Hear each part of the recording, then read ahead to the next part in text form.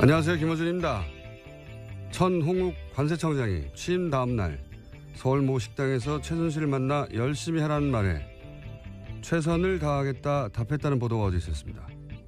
이에 관세청은 최 청장이 취임 이후 다양한 외부 인사를 만난 과정에서 최순실을 한 차례 만난 사실이 있지만 최선을 다해 직무를 수행해서 신뢰받는 관세청이 되겠다는 포부를 밝히는 그런 일반적인 언급이었지 충성맹세는 사실이 아니라고 해명했습니다.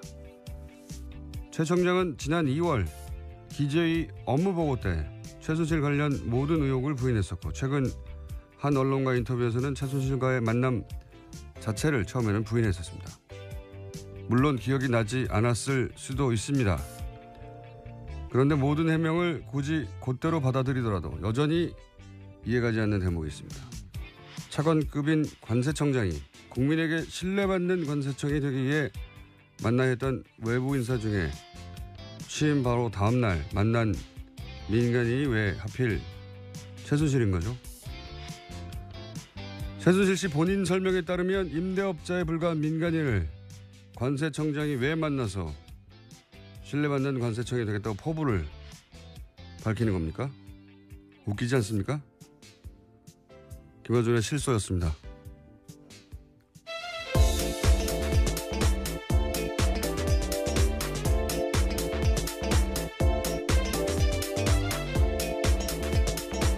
시사인의 김은지입니다. 네, 어제는 큰 사건이 하나 터졌네요. 네, 정말 충격적인 사건입니다. 자, 그럼 충격적인 사건을 일단 전해주세요. 네, 어제 국민의당이 대국민 사과했습니다. 대선 때 문재인 대통령 아들인 문준용 씨의 특혜 채용 의혹을 제기한 것에 대해서인데요. 당시 의혹의 근거로 제시했던 녹취와 카카오톡 대화가 조작됐다고 밝혔습니다. 대선 4일 앞둔 지난 5월 5일에 국민의당은 문준용 씨와 미국 뉴욕 파슨스 디자인 스쿨을 함께 다닌 동료의 증언이라면서 녹취를 공개한 바가 있습니다. 그런데 이것이 국민의당 당원 이유미 씨가 남동생과 짜고 목소리 연기를 하면서 가짜 녹취 파일을 만들어서 이준서 전 최고위원에게 건넨 것이라고 합니다. 아하. 자, 그리고 나서 이제 이 사과를 하자마자 뉴스가 또 계속 쏟아졌어요. 그죠? 네, 어제 JTBC 단독 보도가 있었는데요. 이유미 씨는 지시로 한 일이라고 주장하고 있다고 합니다. 국민의당이 증거를 조작했다고 지목한 이유미 씨가 당원들에게 보낸 문자 메시지를 밝힌 건데요. 여기서 자신의 억울함을 주장하고 있습니다.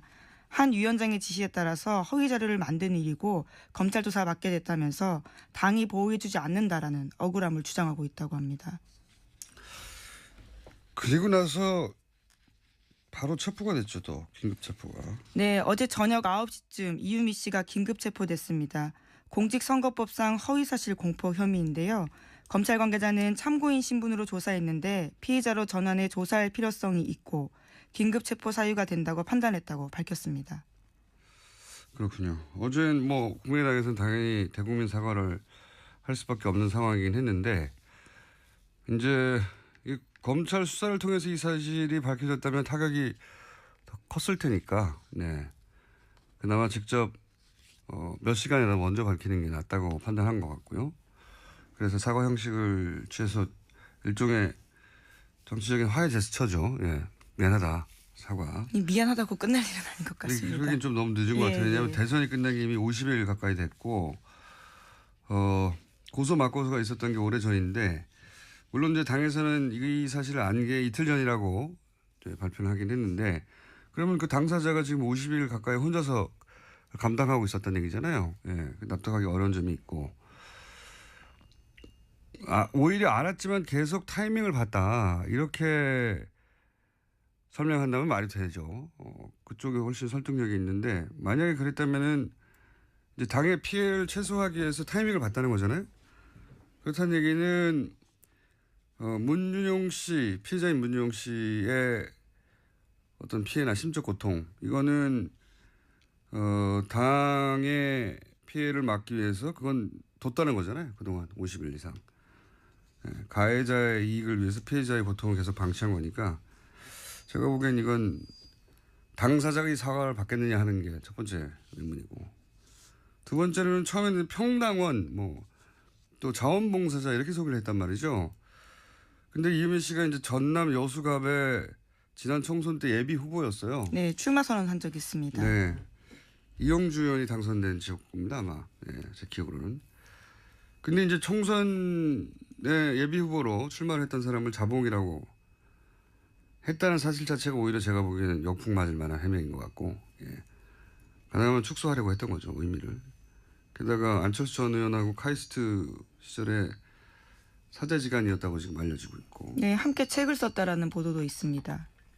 그리고 진신 캠프에서 활동하면서 대표 저자로 책도 냈던 사람이에요. 예. 이렇게 되면 어떤 정치적 도의적 책임이 안철수 전 의원에게까지 미칠 만한 사안인 것 같고요. 가장 제가 보기엔 중요한 건 당에서는 자작이라고 발표를 했는데 본인은 이준서 전 최고위원이 시킨 일이라고 하고 있는 거죠. 사실 이것도 당에서 자작이라고 발표하기에는 본인이 아니라고 주장하는 상황에서 무리수였던 것 같고. 근데 이제 이 대목부터 이제 저는 의문입니다. 이준서 최고위원, 이 영입 1호로 청년 몫의 최고위원이 된 거란 말이죠. 최고위원이라고 하면 보통 우리가 다선 현역 의원 이렇게 생각하는데 이분은 그게 아니에요. 예. 30대에 그냥 청년 몫의 최고위원이 된 것이지 실제로 대선을 여러 차례 뭐 겪어본 다선이거나 또는 현역 의원이거나 아니란 말이죠. 근데 이분이 단독으로 그런 위험천만한 조작을 했다. 이거 굉장히 납득하기 어렵다. 네, 오늘 아침 국민일보 보도로 나온 게 있는데요. 국민일보와의 통화에서 나 혼자만의 선택으로 오픈된 건 아니다 이렇게 밝히고 있습니다. 또 이용재 의원한테 들려드린 적이 있다 이렇게도 밝힌 바가 있고요. 들려드린 적이 있다. 예, 그렇게 언론과 통화를 근데 했네요. 이제 들려준 것하고 그것을 누군가의 지시를 받아서 조작했다는 건 다르니까. 이용주 의원은 듣기만 했을 수도 있죠. 예. 이용주 의원까지. 물론 이 의원은 들은 바 없다라고 부인하고 있습니다. 근데 이용주 의원이 이제 당시 인터뷰에서 그런 말을 한 적이 있어요. 이제 이게 복수의 사람으로부터 확인한 내용이다. 뭐 여러 차례 확인된 사실이다. 본인은 뭐 확신을 했다는 당시의 표현 같은데. 그럼 지금 어쨌든 보도되는 거 상으로는 두 사람밖에 몰랐다. 이 정도까지 왔는데 제가 보기에는 앞으로 누구까지 알았느냐 이게 포커스가 될 것 같고요. 개인적으로는 사실 이런 제보를 많이 겪어봤어요. 저는 오랜 세월. 근데 실제 그런 제보를 받게 되면 몇 겹으로 크로스 체크를 하게 됩니다. 그래 놓고도 입 밖에 내기 힘든 거예요. 이런 상황은. 특히 대선 때는. 왜냐하면 대선의 공방은 대선이 끝난 이후에 무마되는 경우도 있지만 사안이 중대할 경우에 계속 가거든요. 네, 실제로 투표 결과에 영향을 줄 수 있기 때문에 선거 때 허위사실 유포는 굉장히 큰 범죄입니다. 예, 그런데 이제 대선을 처음 치르는 젊은 정치 지망생이라고 봐야 되죠. 그런 사람들이 대선 나흘 전인가요? 이럴 때 이런 정도의 위험한 일을 스스로 판단해 조작을 했다. 저는 그런 상황을 많이 겪어본 사람으로서 굉장히 상상하기 힘들다. 예, 납득하기 어렵습니다. 사실. 그래서 결국은 누구까지 알았느냐 포커스가 될 거라고 보고 이런 내용을 대선에서 자신 있게 조작해서 발표하려면 기본적으로 기본 소스부터 있어야 돼요. 여기서 이제 녹취록이라고 그때 당시에 나왔던 내용들을 보면 최소한 기본 사실들 베이스 하에 거짓말을 한 거거든요. 기본 사실들을 누군가 제공했다. 그리고 그 위에 대본을 짜고 그리고 실행자였던 액션을 했던 사람이지 액션 플랜을 짠 사람은 따로 있었을 것이다. 라고 저는 추정해 봅니다. 이제 앞으로 관련 뉴스가 앞으로 많이 나오겠죠. 이 사건은 국민의당에 아주 크고 긴 상처를 남길 것 같네요. 예. 다음 뉴스는요? 네, 어제 한승희 국세청장 후보자의 인사청문회가 있었습니다. 더불어민주당의 송영길 박영선 의원이 최순실 씨와 이재용 삼성전자 부회장의 해외 은닉 재산 문제를 집중적으로 물었습니다. 더불어민주당 송영길 의원은 최순실 씨가 박정희 전 대통령의 비자금을 관리했다라는 관련 단서를 확보했냐라고 물었고요. 한 후보자는 직접 스위스를 간 적도 있냐라고 물었습니다. 이에 대해서 한 후보자는 즉각 답변하지 않고 침묵을 지켰는데요. 또다시 물었습니다. 송 의원이 이재용 부회장의 해외 계좌도 확보해서 자진 신고받았고 그 신고 액수가 5천억이냐라고 묻자 한 후보자는 조사가 진행 중인 사건이지만 특혜는 존재하지 않는다 이렇게 이야기했습니다. 자, 이거 굉장히 중요한 질의였는데 저희가 어제 이 인사청문회에서 있었던 질의 내용을 준비하려고 했는데 준비를 못했나 봐요. 왜 준비를 안 했죠? 어제 준비하기로 했었는데. 자, 이 내용은 간단하게 요약하면 어제 국세청장 청문회에서 송영길 박영선 의원이 거의 유사한 질문을 했죠. 네, 역외 그렇습니다. 탈세 자발적 신고 기간이 2015년에 있었는데 이 기간 동안 이재용 부회장이 5천억을 신고했다고 하는데 사실이냐? 네. 사실이냐고 물었는데 한승희 국세청장 후보는 뭐 개별 납세에다에 대해서는 확인해 줄 수 없다. 이게 원론적으로 맞는 얘기죠. 원론적으로 맞는 얘기인데 그리고 또 그 책임이 당시 국세청장이 아니었기 때문에 후보에게 전적으로 있는 것도 아니고. 근데 이 질의가 굉장히 중요한 이유가 뭐냐면 제가 보기엔 굉장히 중요한 질의인데 뉴스가 별로 없어요. 거의 없어요. 왜 중요하다고 보냐면 첫 번째로는 5천억을 탈세하고 아무런 처벌을 받지 않고 지나갔다면 만약에 이런 사실이 실제로 있었다면 이거는 일개 청 국세청 단위에서 받을 수 있는 게 아니란 말이죠. 예. 이거는 거꾸로 말하면 5천억에 해당되는 삼성 비자금을 합법화하는 길을 국세청이 열어준 거란 말이죠. 네, 어제 박영선 의원이 그런 차원의 질문들을 했습니다. 정권 차원에서 딜이 있었던 거 아니냐라고 따져 물었습니다. 여기서 이제 딜이라고 하면 이게 혹시 정유라를 지원하고 그 대가로 받은 거래 중 일부가 아니냐 이런 의혹 제기거든요. 물론 그렇게 어디가 나오진 않았어요. 근데 그 함의는 그렇다고 보여지는데 지금 그 후보에게 당사자가 아닌데도 불구하고 이런 질문을 한 이유는 뭐냐면 최순실 세무지사가 현재 진행 중이라고 하고 재벌들 탈세 집중 관리하겠다고 했는데 지난 정권에서 이 5천억 역외 탈세 신고권이 사실이냐. 사실이라면 이거 이제 앞으로 어떻게 할 거냐. 청장이 되면. 이런 질문이거든요. 네, 당연한 질문이고 주목해야 되는 사안인데 크게 보도가 안 됐습니다. 5천억이 누구 애 이름이 아니잖아요. 5천만 원도 아니고. 5천만 원 탈세해 보세요. 5천만 원만 탈세해도 감옥 갑니다. 5천만 원도 없습니다.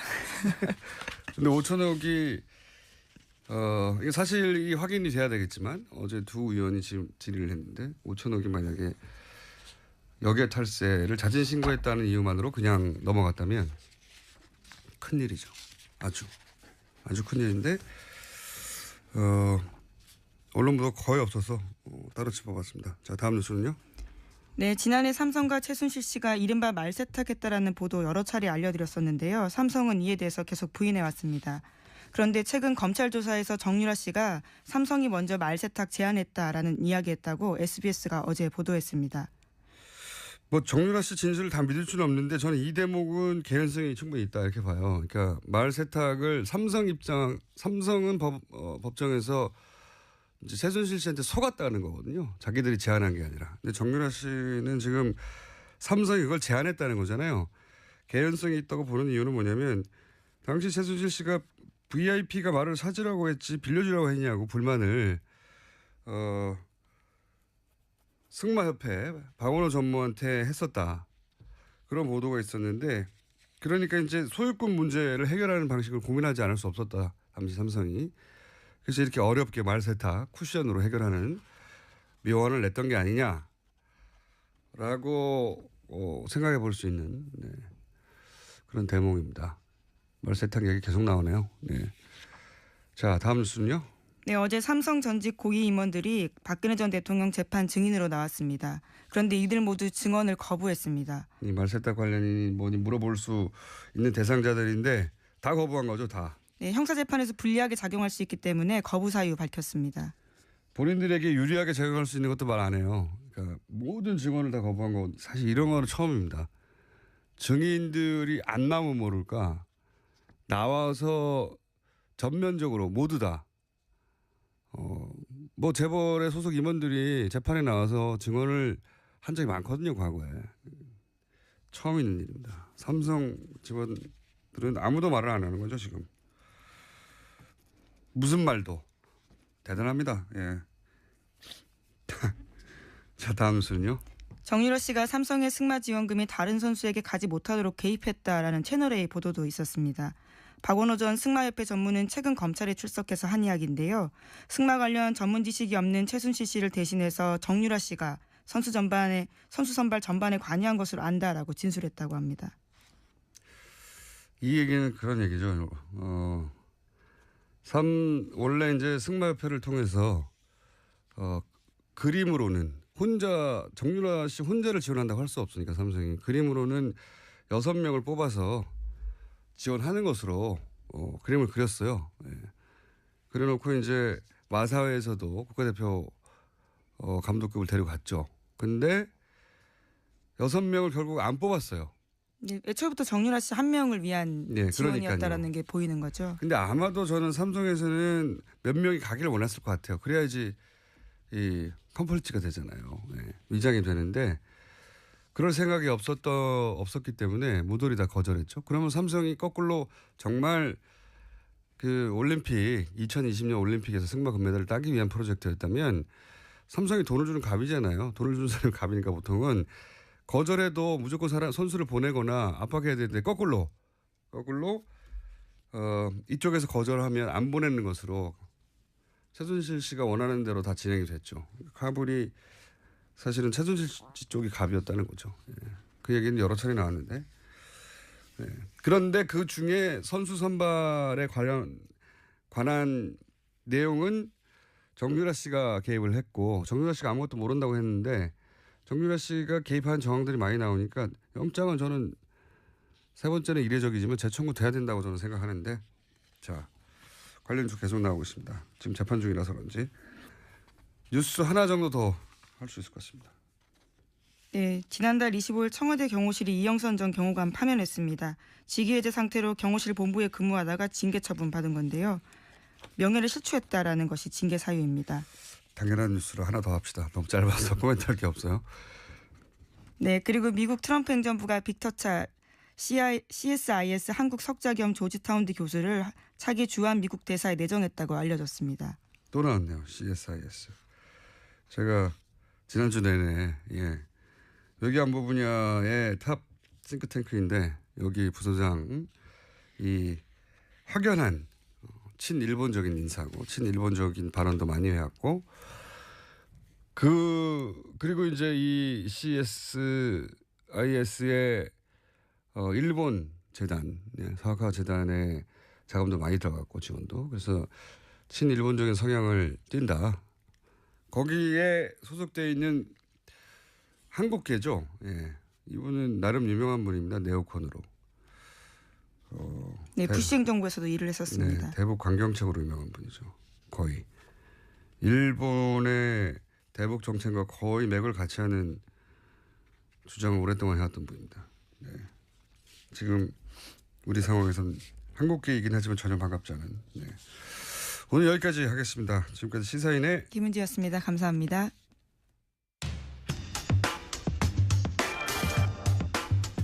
뉴스공장 인기 코너 중 나라 걱정 이혜훈 의원이 바른정당 당대표로 선출됐습니다. 잠시 연결해 보겠습니다. 안녕하세요, 의원님. 네, 안녕하세요. 이제 대표님이라고 불러야 되겠군요. 네. 네. 박근혜 전 대통령에게 핍박받던 불쌍한 정치인으로 이 뉴스공장에 처음 나오신 게 얼마 안 된 것 같은데. 네. 정말 그러네요. 예. 네, 이제 원내 정당의 당대표가 되셨습니다. 저희 뉴스공장 스태프들도 다 같이 축하드립니다. 아유, 감사합니다. 이거 네. 어깨가 무거워서 이게 축하 꼭 받을 만한 일도 아닌 것 같습니다. 내려오실 때 내려오더라도 일단. 네, 열심히 하겠습니다. 저도 개인적으로 이 정치 초년병 시절부터 제가 배워왔는데 당대표가 되신 날이 왔네요. 네. 네, 제가 초선일 때 뵀으니까. 오래됐습니다. 세월이. 예, 네. 그 사이에 많은 일도 있었고. 네. 근데 제가 바른정당 창당되고 나서 네. 의원님이 이제 당대표 나가시면 당대표 되실 거라고 나가시라고 당대표 되실 거라고 그랬던 기억 나십니까? 네, 그럼요. 많이 말씀하셨죠. 네. 근데 그때는 안 된다고 거절하셨다가 아니 거절이라기보다는 그럴 생각 없다고 하셨다가 왜 이번에는 꼭 당대표가 돼야 되겠다고 나가셨습니까?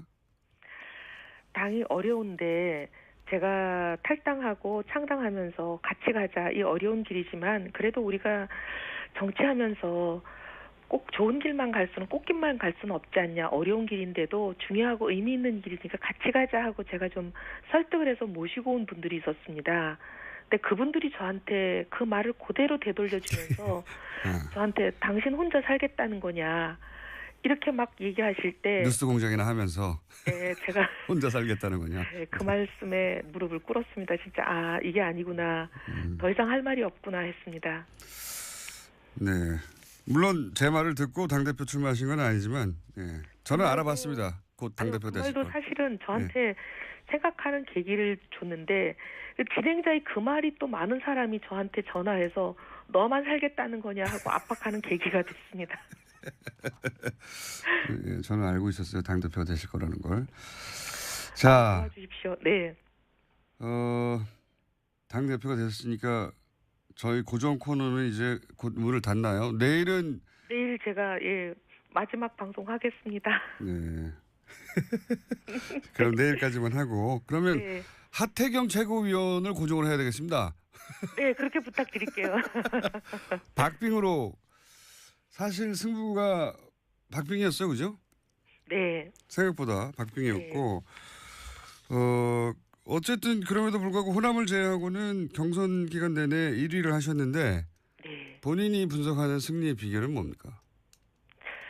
많은 분들이 이해운 하면 눈치 보지 않고 유불리 따지지 않고 그래도 자기가 생각하는 바를 늘 말해왔다 이렇게 인식은 해주신 것 같아요. 그리고 또 이 성격을 보시고 당이 어려운데 뭐 1000길 낭떠러지라도 10길 불속이라도 그런 거 안 따지고 뛰어드는 사람은 이해운 아닌가 이렇게들 좀 인정해 주신 것 같습니다. 이게 제 자화자찬입니다. 네. 저희는 저희끼리 자화자찬하겠습니다. 이게 다 뉴스공장 덕분이라고. 네, 네. 유승민 의원은 뭐라고 하시던가요? 당선 후에? 사실 어제 오후 늦게 선출이 됐고요. 그리고 이거 거짓말 안 못해서 지금까지 인터뷰가 한 30개쯤 이렇게 진행이 되다 보니까 사실 뭐 도저히 누구한테 연락을 한다 이게 불가능이었습니다. 그리고 전화통이 거의 불이 나서 한 1000몇백 개가 오니까 제가 누구한테 전화를 거는 일이 불가능이었습니다. 사실상. 네, 그랬을 것 같네요. 그래서 아직도 못 만나 통화도 못 해보셨다고요? 예, 연락 자체를 못했습니다. 예. 네, 그거는 내일 수요일 날 나오실 때 전해주시고요. 기왕 연결한 김에 인사만 하고 끊으려고 하다가 몇 가지 그래도 여쭤봐야 될 것 같습니다. 네. 어제는 홍준표 전 경남지사 이야기가 화제였어요. 정병국 전 대표가 자서전을 냈는데 그 내용 중에 바른정당의 입당 가능성을 타진을 당시 했었다. 이런 내용이 담겨가지고 논란이 되는데 혹시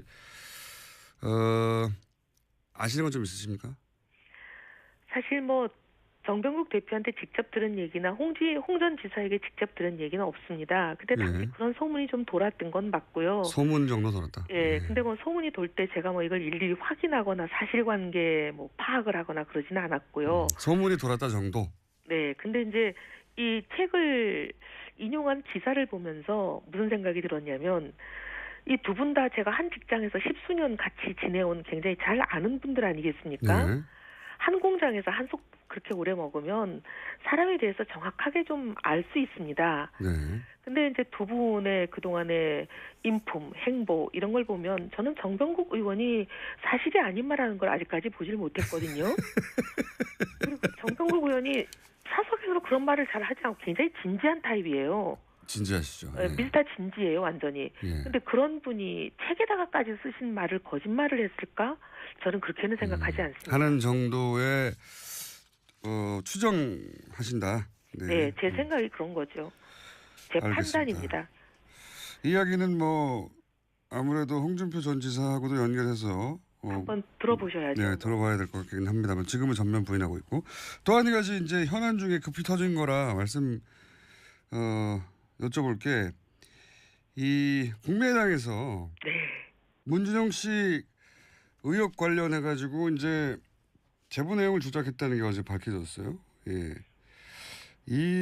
그리고 이제 긴급 체포가 되는데 그 당원 이유미 씨가 네. 본인은 지시로 한 일이라고 하고 있고, 예, 국민의당에서는 이유미 씨가 스스로 자작한 거라고 하는 게 현재까지 입장인 것 같습니다. 이 사건에 대해서는 어떻게 입장을 가지고 계십니까?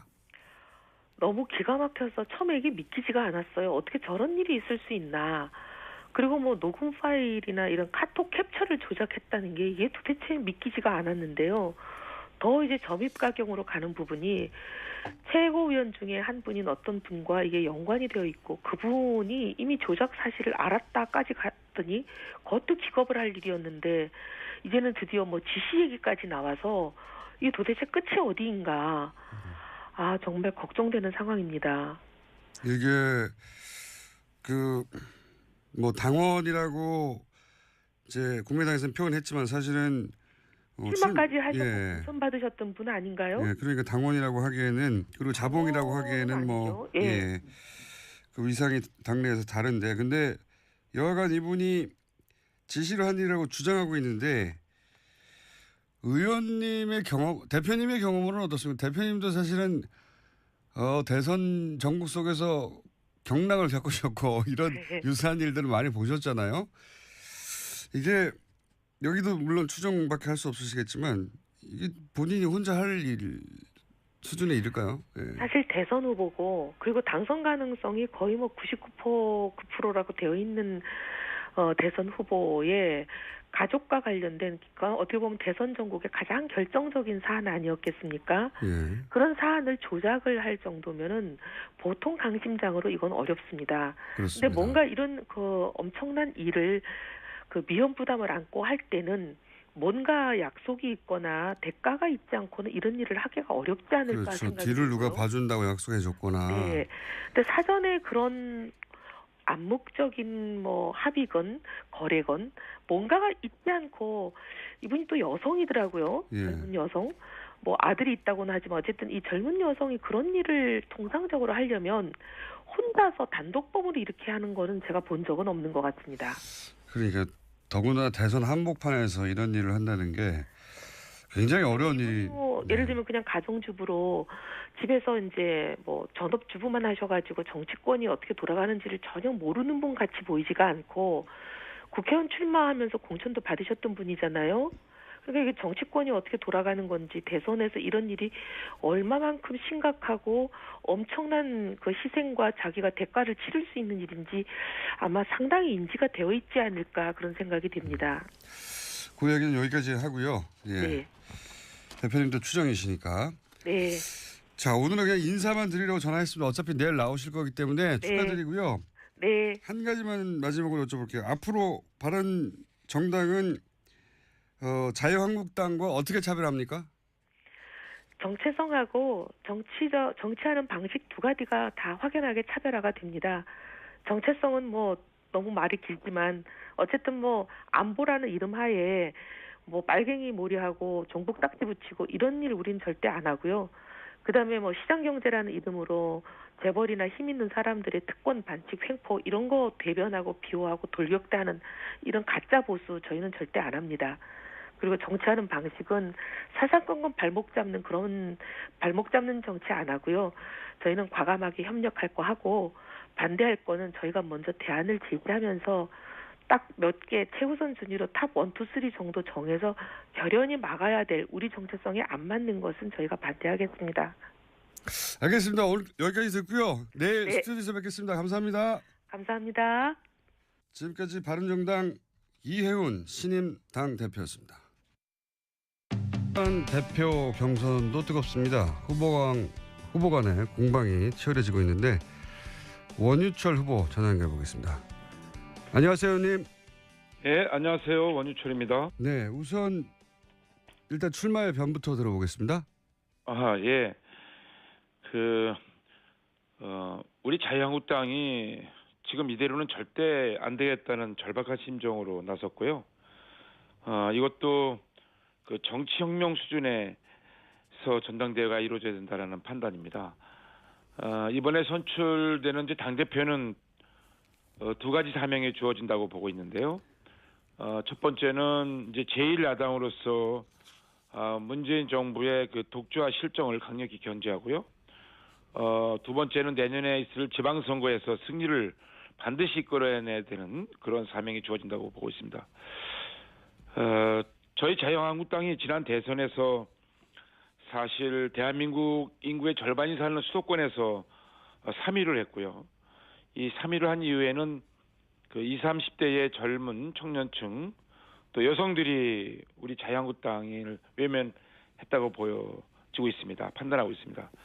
그래서 보다 젊고 강한 당대표가 돼서 다시 승리하는 자유한국당을 만들겠다는 그런 각오로 나서게 됐다는 말씀을 드립니다. 네, 그 말씀은 잘 들었고요. 근데 이제 최근도 아니죠. 어제부터 홍준표 후보와 대립각을 굉장히 세우고 계신데 이런 이야기가 이제 크게 논란이 됐습니다. 홍준표 후보가 바른정당을 창당할 무렵에 바른정당의 합류를 타진했다. 라고 하는 이야기가 있고 이걸 언급하셨어요. 그러자 홍준표 후보는 거짓말이라면서 공개 사과하지 않으면 법적 책임을 묻겠다. 이렇게 이제 두 분이 전면전을 앞두고 있는 것처럼 보이는데 우선 홍준표 후보가 바른정당에 합류를 타진했다는 건 어떤 근거에서 하시는 말씀이십니까? 제가 이 문제를 어저께 제기한 것은요. 그 작년에 대통령 선거를 앞두고요. 네. 우리 새누리당을 탈당해서 바른정당을 가려고 했던 당시의 의원들에게 예. 제가 굉장히 만류를 했습니다. 네. 당시 김무성 당대표나 유승민 원내대표에게 찾아뵙기도 하고 전화도 드려서 새누리당의 균열은 보수의 균열이고 이 대통령 선거를 앞두고 당이 쪼개진다는 건 말이 안 되지 않느냐. 제발 우리가 같이 힘을 모아서 새롭게 출발하자고 설득도 하고 호소도 했습니다. 그때 제가 이제 당에서 비상 중진 6인 협의체라는 걸 구성해서 그 6인 중진 모임들이 의원총회에서 의원들께서 추인해 주셔서 활동을 했습니다. 그때 6인 중진 협의체라는 건 뭐냐면 당내에서 또 비대위원장을 선출하게 되면 또 친박이니 비박이니 또 싸우게 될 거 아니겠습니까?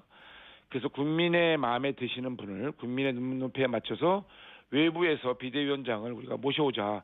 그 역할을 하는 것이 이제 비상중진 6인 협의체였습니다. 그 당시에 저하고 지금 원내대표하고 계신 이제 정우태 원내대표, 홍문종 의원, 나경원 의원, 김재경 의원, 주호영 이렇게 6명이 했죠. 그렇게 저는 그 당시에 우리 새누리당의 균열과 또 보수의 분열을 막기 위해서 나름대로 노력을 했는데 어저께 제가 충격적인 소식을 들은 겁니다. 그건 뭐냐면 이제 정병국 그 바른정당 전 대표께서 나는 반성한다라는 이 책을 출판하셨는데 거기에 이제 홍준표 전 경남지사가 그 바른정당 신당 그 창당 당시에 측근을 통해서 합류 의사를 밝혔었다라는 그 내용이 있다는 거예요. 그래서 이건 도저히 있을 수 없는 얘기 아니야. 저는 괜히 서운했죠. 특히 저는 이제 홍준표 후보께서 2심에서 무죄를 받았을 때 제가 직접 페이스북에 글을 올리고 축하를 한다. 무죄 확정을 축하한다. 우리 그 새누리당에 즉각 입당을 하셔라라는 권고의 말씀까지 드린 사람 입장에서는 이 소식이 굉장히 저한테는 청천벽력 같고 사실 굉장히 서운했던 거죠. 그래서 현장에서 확인한 겁니다. 이런 사실이 있었냐. 사실이 있었다면 정말 유감이다. 했던 게 그 저의 어저께 정견 발표장에서 있었던 일입니다. 그러니까 그 자서전에 나왔던 내용을 혹시 정병국 전 대표에게 직접 확인하시거나 혹은 그 즈음에 다른 분 제3자로부터 이야기를 듣거나 하시지는 않은 거군요. 제가 언론 기사를 보고 깜짝 놀란 거죠. 언론에 보도가 된 것을 보고 이러한 사실이 있는데 이게 사실이 아니길 바라겠다. 그렇지만 사실이라면 정말 이거 서운한 일이다. 심각한 문제다라고 문제 제기를 했던 거죠. 네. 그렇군요. 추가 확인이 됐다는 건 아니고, 예. 알겠습니다. 요 사안은 책에 다 나와 있습니다. 다시 쓰는 개혁보수라는 우리 정병국 전 대표께서 쓴 책에 다 나와 있습니다. 네. 알겠습니다. 그 사연은 정명국 전 대표나 아니면 홍준표 후보 당사자에게 제가 여쭤보기로 하고. 근데 이제 홍준표 후보는 최근에 이 경선 관련해서 TV 토론도 거부하고 있고, 그리고 원유철 후보가 영향이 되면 자신이 사퇴하겠다고 했는데 사퇴를 안 하는 걸 보면 기본적으로 다른 후보들의 영향이 자신에 못 미친다고 생각하고 있는 것 같은데요. 어떻게 보십니까? 자유한국당의 당대표 후보로 나온 이유가 도대체 뭔지 모르겠습니다. 당대표로 나오셨으면 당대표가 되었을 때 자유한국당을 어떻게 혁신시키고 어떠한 비전과 또 어떠한 그 청사진으로 당원과 국민들에게 새로운 희망을 줄 것인가를 당원과 국민들에게 알려야 되지 않겠습니까? 이 전당대회를 조용히 치르시자고 하는데요. 전당대회를 조용히 치를 바에는 하지 않는 게 좋죠. 전당대회를 왜 치릅니까? 아예 안 하는 게 낫죠. 전당대회라는 것은 이제 컨벤션 효과를 내야 되지 않겠습니까? 그리고 유권자인 우리 자유한국당의 당 대표는 유권자가 국민과 당원입니다. 국민 여론조사 30%, 당원 70% 이렇게 합산해서 당 대표를 선출하게 돼 있는데요. 유권자인 국민과 당원들에게 왜 당 대표에 나왔는지, 당 대표가 되면 무엇을 할 것인지를 TV 토론을 통해서 알려드리고 나서 심판을 받는 게 후보로서의 마땅한 기본적인 책무가 아니겠습니까? 그것을 외면한다는 것은 제가 볼 때는 홍준표 후보께서 지난 대선 동안 쌓은 대통령 후보로서 한 달 동안 많은 언론의 관심, 국민의 관심 속에서 선거를 치르지 않으셨습니까? 그런 그 인지도를 가지고 적당히 전당대회에 무임승차를 하시려는 것이 아닌가 이런 생각이 들었습니다. 그래서 이건 공정치 못하다. 기회는 균등해야지 결과에 대해서 우리가 모두 승복을 할 수 있는데 홍준표 후보께서 TV 토론을 회피하시고 외면하시는 거는 이건 당대표로서 자격이 문제가 있다.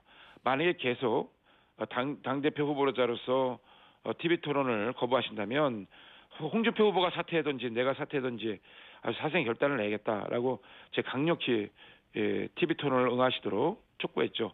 그래서 응하시겠다고 하셨어요. 제가 알기로는 응하실 거라고 보고 있고요. 지금 국민들과 당원들께서 지금 자유한국당의 당대표로 후보로 나온 우리 3명들에게 TV 토론을 보시고 어떤 후보가 무슨 생각을 갖고 나오신지 판단하시고 결정하셔야 되지 않겠습니까? 만약에 홍준표 후보가 끝까지 TV 토론을 안 하시면은 어떻게 합니까? 저는 홍준표 후보께서 당을 살린다고 당대표에 나오셨기 때문에 당연히 TV 토론에 나오셔서 어떻게 당을 살릴 것인지 말씀을 하셔야 된다고 보고 있습니다. 만약에 이것을 거부한다면 당대표에서 자격이 없는 거죠. 예. 자격이 없다고 주장을 할 수 있지만 그렇다고 후보를 강제로 사퇴시킬 수 있는 규정은 없지 않습니까? 이건 이제 국민과 당원들께서 판단하실 문제라고 생각합니다. 네. 홍준표 후보가 당대표가 되면 안 되는 이유가 있나요? 지금 대선에서 2위를 한 후보이기도 하고 지명도 면에서는 어쨌든 다른 후보들보다 앞서는 건 사실이거든요. 홍준표 후보가 당대표가 되면 안 된다. 어떤 이유가 있습니까? 홍준표 후보라고 당대표가 되지 말라는 법은 없죠. 홍준표 후보께서 지난 대통령 선거 때 얻으신 득표가 이제 24%입니다. 분투하셔서 24% 얻었지만 대한민국 인구의 절반이 사는 수도권에서는 문재인 안철수 후보에 의해서 3등을 하셨고요. 그리고 역대 가장 큰 표차로 우리 제1야당의 집권당의 후보로 당시에 사실은 2위로 되셨죠. 저는 이것은 홍준표 후보의 나름 성과이자 한계라고 생각합니다.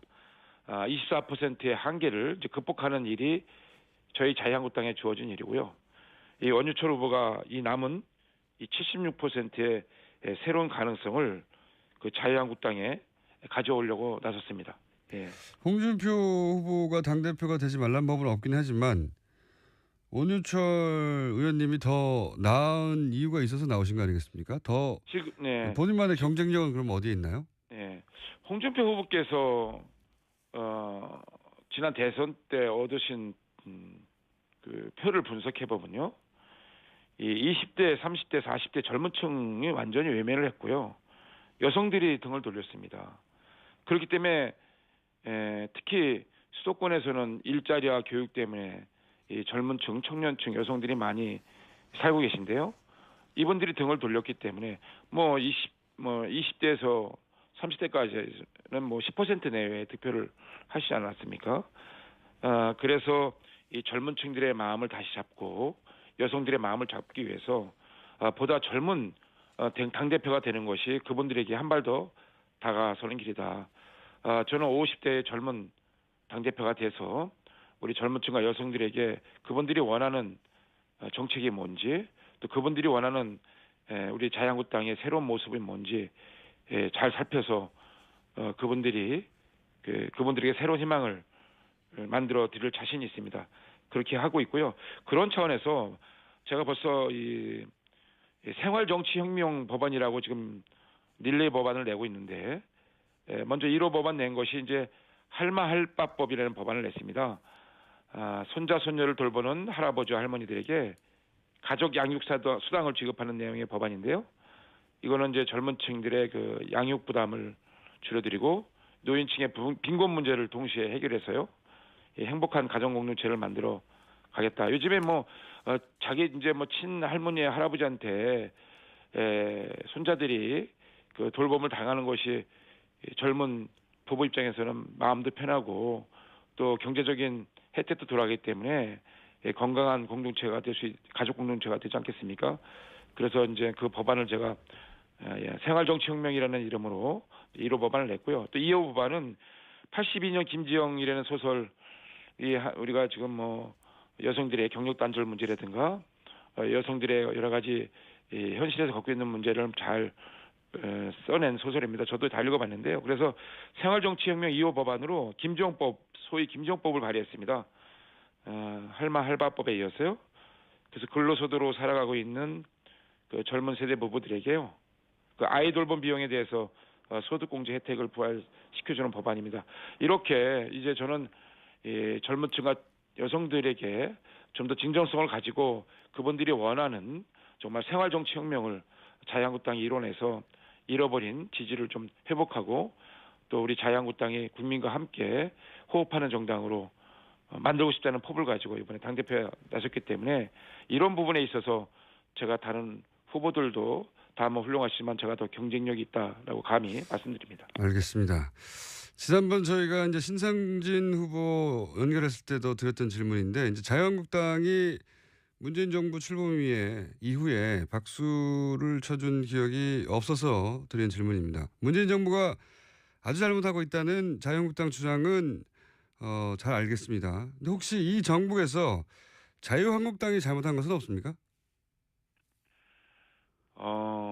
자유한국당은 지금까지 잘못을 했죠. 솔직히 정권을 놓친 것도 저를 포함해서 우리 자유한국당의 의원들의 잘못이다. 특히 중진 의원인 제 잘못이 아주 가볍지 않다는 사과의 말씀. 출범 이후를 제가 지금 여쭈는. 출범 이후는 저희는 이제 제1야당으로서요.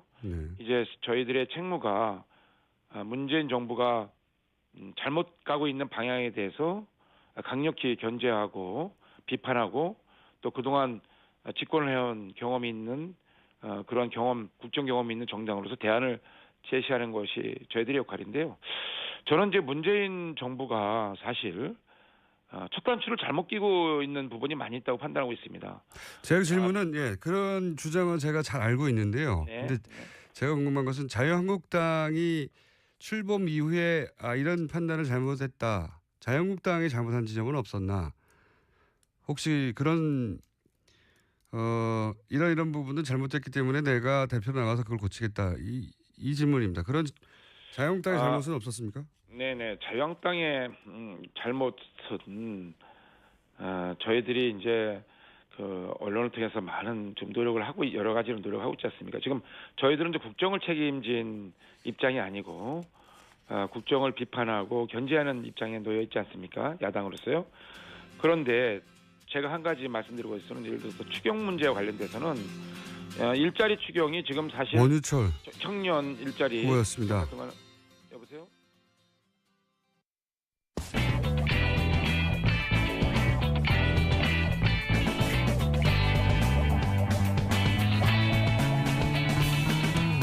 김어준의 뉴스공장. 네, 2부에서 자유한국당 원유철 후보 마지막 질문 답변 과정에서 저희가 시간이 부족해서 마무리 인사를 못했습니다. 의원님. 네네. 네, 감사합니다. 마지막 질문이 제가 이 정국에서 자유한국당의 잘못은 없는가? 네. 라는 질문을 여쭤봤는데 요 질문에 대한 답변은 마무리하고 예. 내놓는 걸로 하죠. 예. 예. 그 자유한국당이 이제 야당으로 그 정치적인 지위가 바뀌었지 않습니까? 네. 예. 그 저희는 그 야당의 입장에서 지금 문재인 정부가 잘못 판단하고 또 여러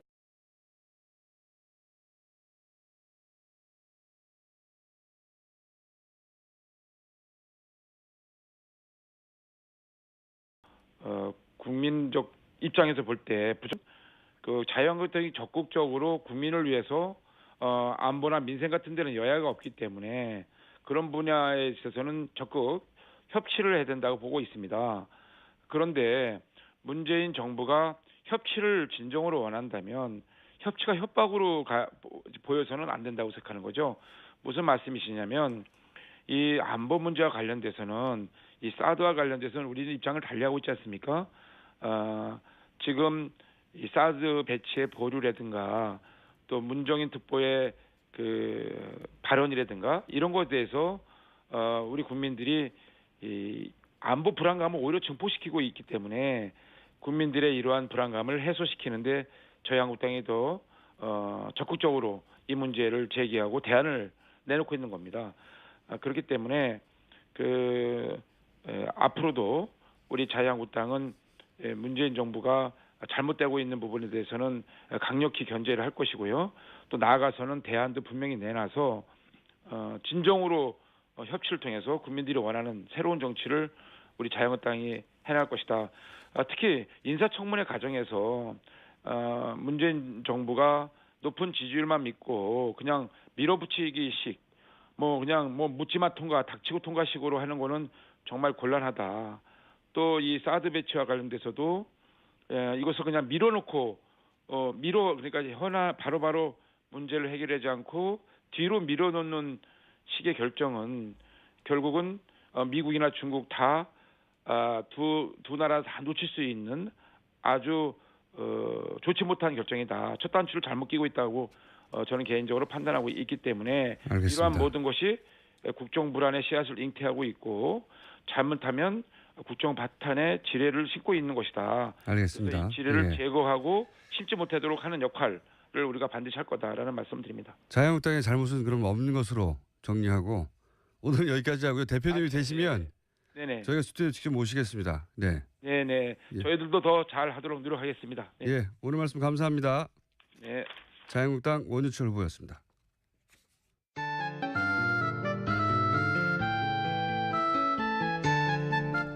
자, 노르가즘입니다. 노르가즘.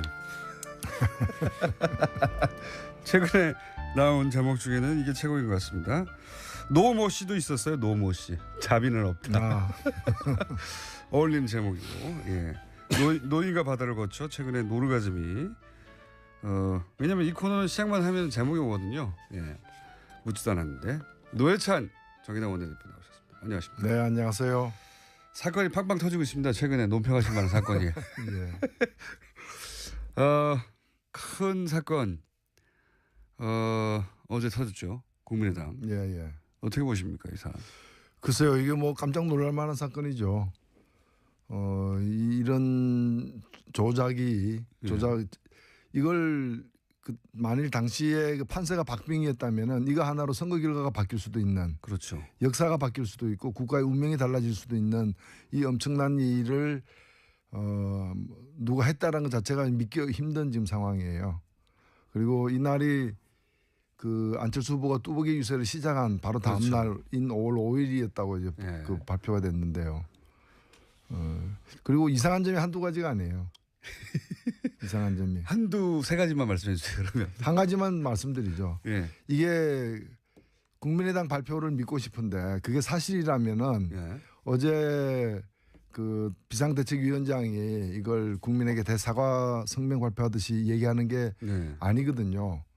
국민의당 발표가 사실이라면 예. 그 이유미 씨가 나와가지고 예. 제가 당을 속였습니다. 국민도 속였습니다.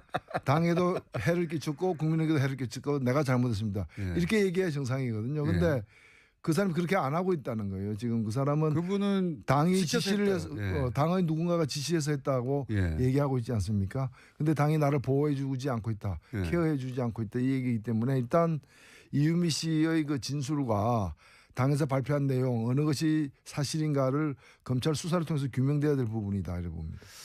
저는 한 가지, 그러니까 지금 상황으로 보자면 이유미 씨 본인과 동생 분이 그 상황을 가지고 연기를 해서 녹음을 하고 그걸 제보자의 것인 양 제출했다는 거 아닙니까? 저는 여기서 납득이 안 가는 부분이 뭐냐면 이제 저도 제보를 많이 받아왔고 대표님도 제보 같은 거 보셨겠지만 예. 제보는 이 음성 변조가 돼서 오는 게 아니에요. 제보는 그냥 생목소리로 오는 겁니다. 네. 그게 제보죠. 예. 당사자나 뭐 당사자의 관계자가. 그런데 음성 변조가 되지 않은 목소리를 들었을 거 아니에요, 처음에. 네. 그럼 당연히 이유미 씨 목소리를 알아야죠. 그것부터 이상하지 않습니까? 그 검증을 했다고 그러는데 예.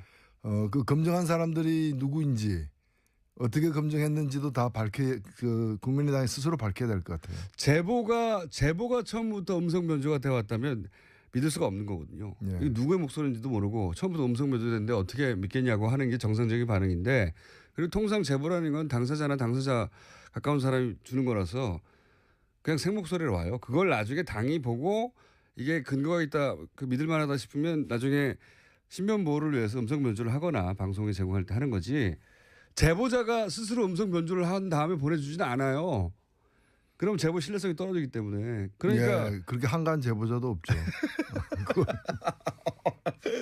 제보라는 건 굉장히 제보 당사자도 떨리면서 하는 거거든요. 예. 근데 그러면 당연히 그 제보를 들고 온 그 당사자의 목소리가 거기 들어있으니 처음 들었던 국민의당 관계자는 그걸 알았어야 되는 거죠. 당연히. 저는 그 대목이 납득이 잘 안 갑니다.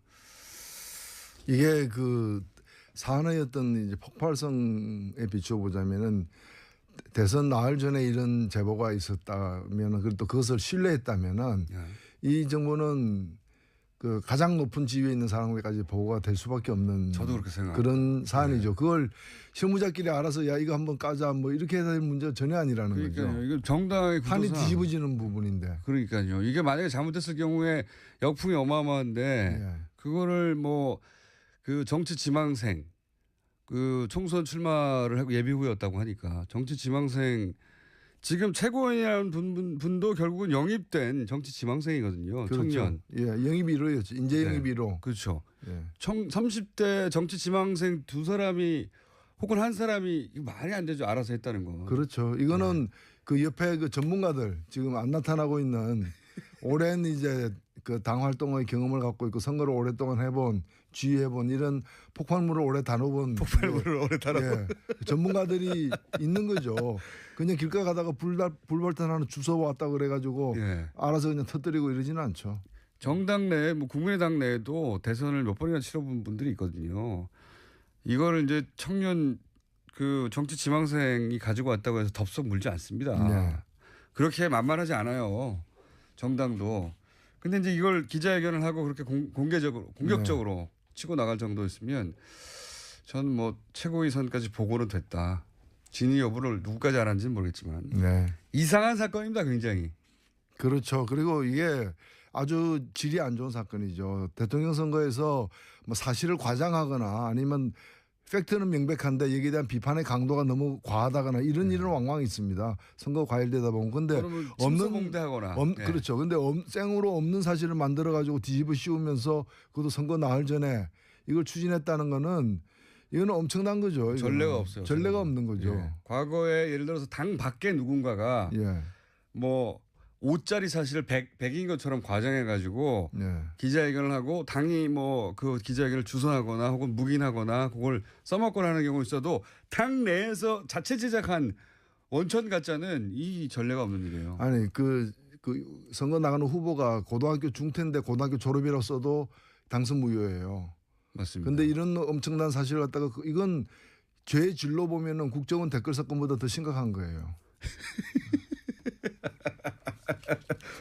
맞습니다. 이분 그러니까 아무리 이분이 정치 지망생이었다 하더라도 거의 10년 가까이 이 정치권 가까이 있었고 그리고 안철수 후보와 사제지간으로 인연도 깊고 캠프에도 오래 있었고 그리고 정치 지망생이었고 근데 자신이 이 일로 정치적 미래가 완전히 막힐 수도 있다 잘못되면 이런 생각을 안 했을 수 없거든요. 누군가의 인준 허락 없이는 이런 일을 할 수 없다고 보는 게 상식적이다. 네. 정치판이라는 것도 만만하지 않습니다. 거기도 전문 영역이라 이런 온갖 폭력거리들 폭발물들이 오는데 폭발물들을 오랫동안 다뤄본 분들이 그 안에 계신데 예. 지금 나온 보도 정도로는 납득이 전혀 안 가는 상황이다. 또 있습니다. 새 소식이. 이해운 의원이 당대표로 선출됐어요. 바른정당에. 예, 오래간만에 그 정상적인 보수가 보수의 정상에 올랐다 이렇게 생각되고요. 정상적인 보수가 보수의 정상에 올랐다. 예. 지금 또 다른 한편으로는 가장 비정상적인 보수가 네. 또 이 보수연 하는 정당의 정상에 오르려고도 하고 있는데. 홍준표 후보요? 예, 네. 그렇죠. 여하튼 저는 뭐 이해운 후보의 당선을 예. 진심으로 축하드리고 저도 뭐 오랫동안 그 인연이 많고 가까이서 보셨습니까? 예, 그렇습니다. 가까이서 봤고 그리고 정말 우리나라에 굉장히 드문 그 정치하는 사람들 중에 굉장히 드문 영역이 진정한 보수거든요. 예. 예. 가짜 보수는 넘쳐 흐르는데 뭐 유승민 그 전 후보도 그랬지만은 좀 진정한 보수에 속하는 그런 분들이에요. 그래서 이런 분들이 점점 더 힘을 얻어서 보수를 다시 세워야 됩니다. 그러니까 이미 그 낡은 보수, 그 보수라고 보기 힘든 극우 반동, 그런 수구 세력들을 뭐 세탁을 하거나 또는 뭐 어떻게 그 분해가 재조립한다거나 어떤 방법으로도 그는 다시 보수를 재생하는 게 불가능하거든요. 이런 분들이 좀 새롭게 보수를 갖다가 중흥하는 역할을 해서 건강한 보수를 만들기 바랍니다. 자유한국당에서 만약에 지금 이제 인지도에서 앞서는 건 사실이니까 홍준표 후보가 만약에 당대표가 됐다. 100%죠. 예, 불행해도 100%입니다.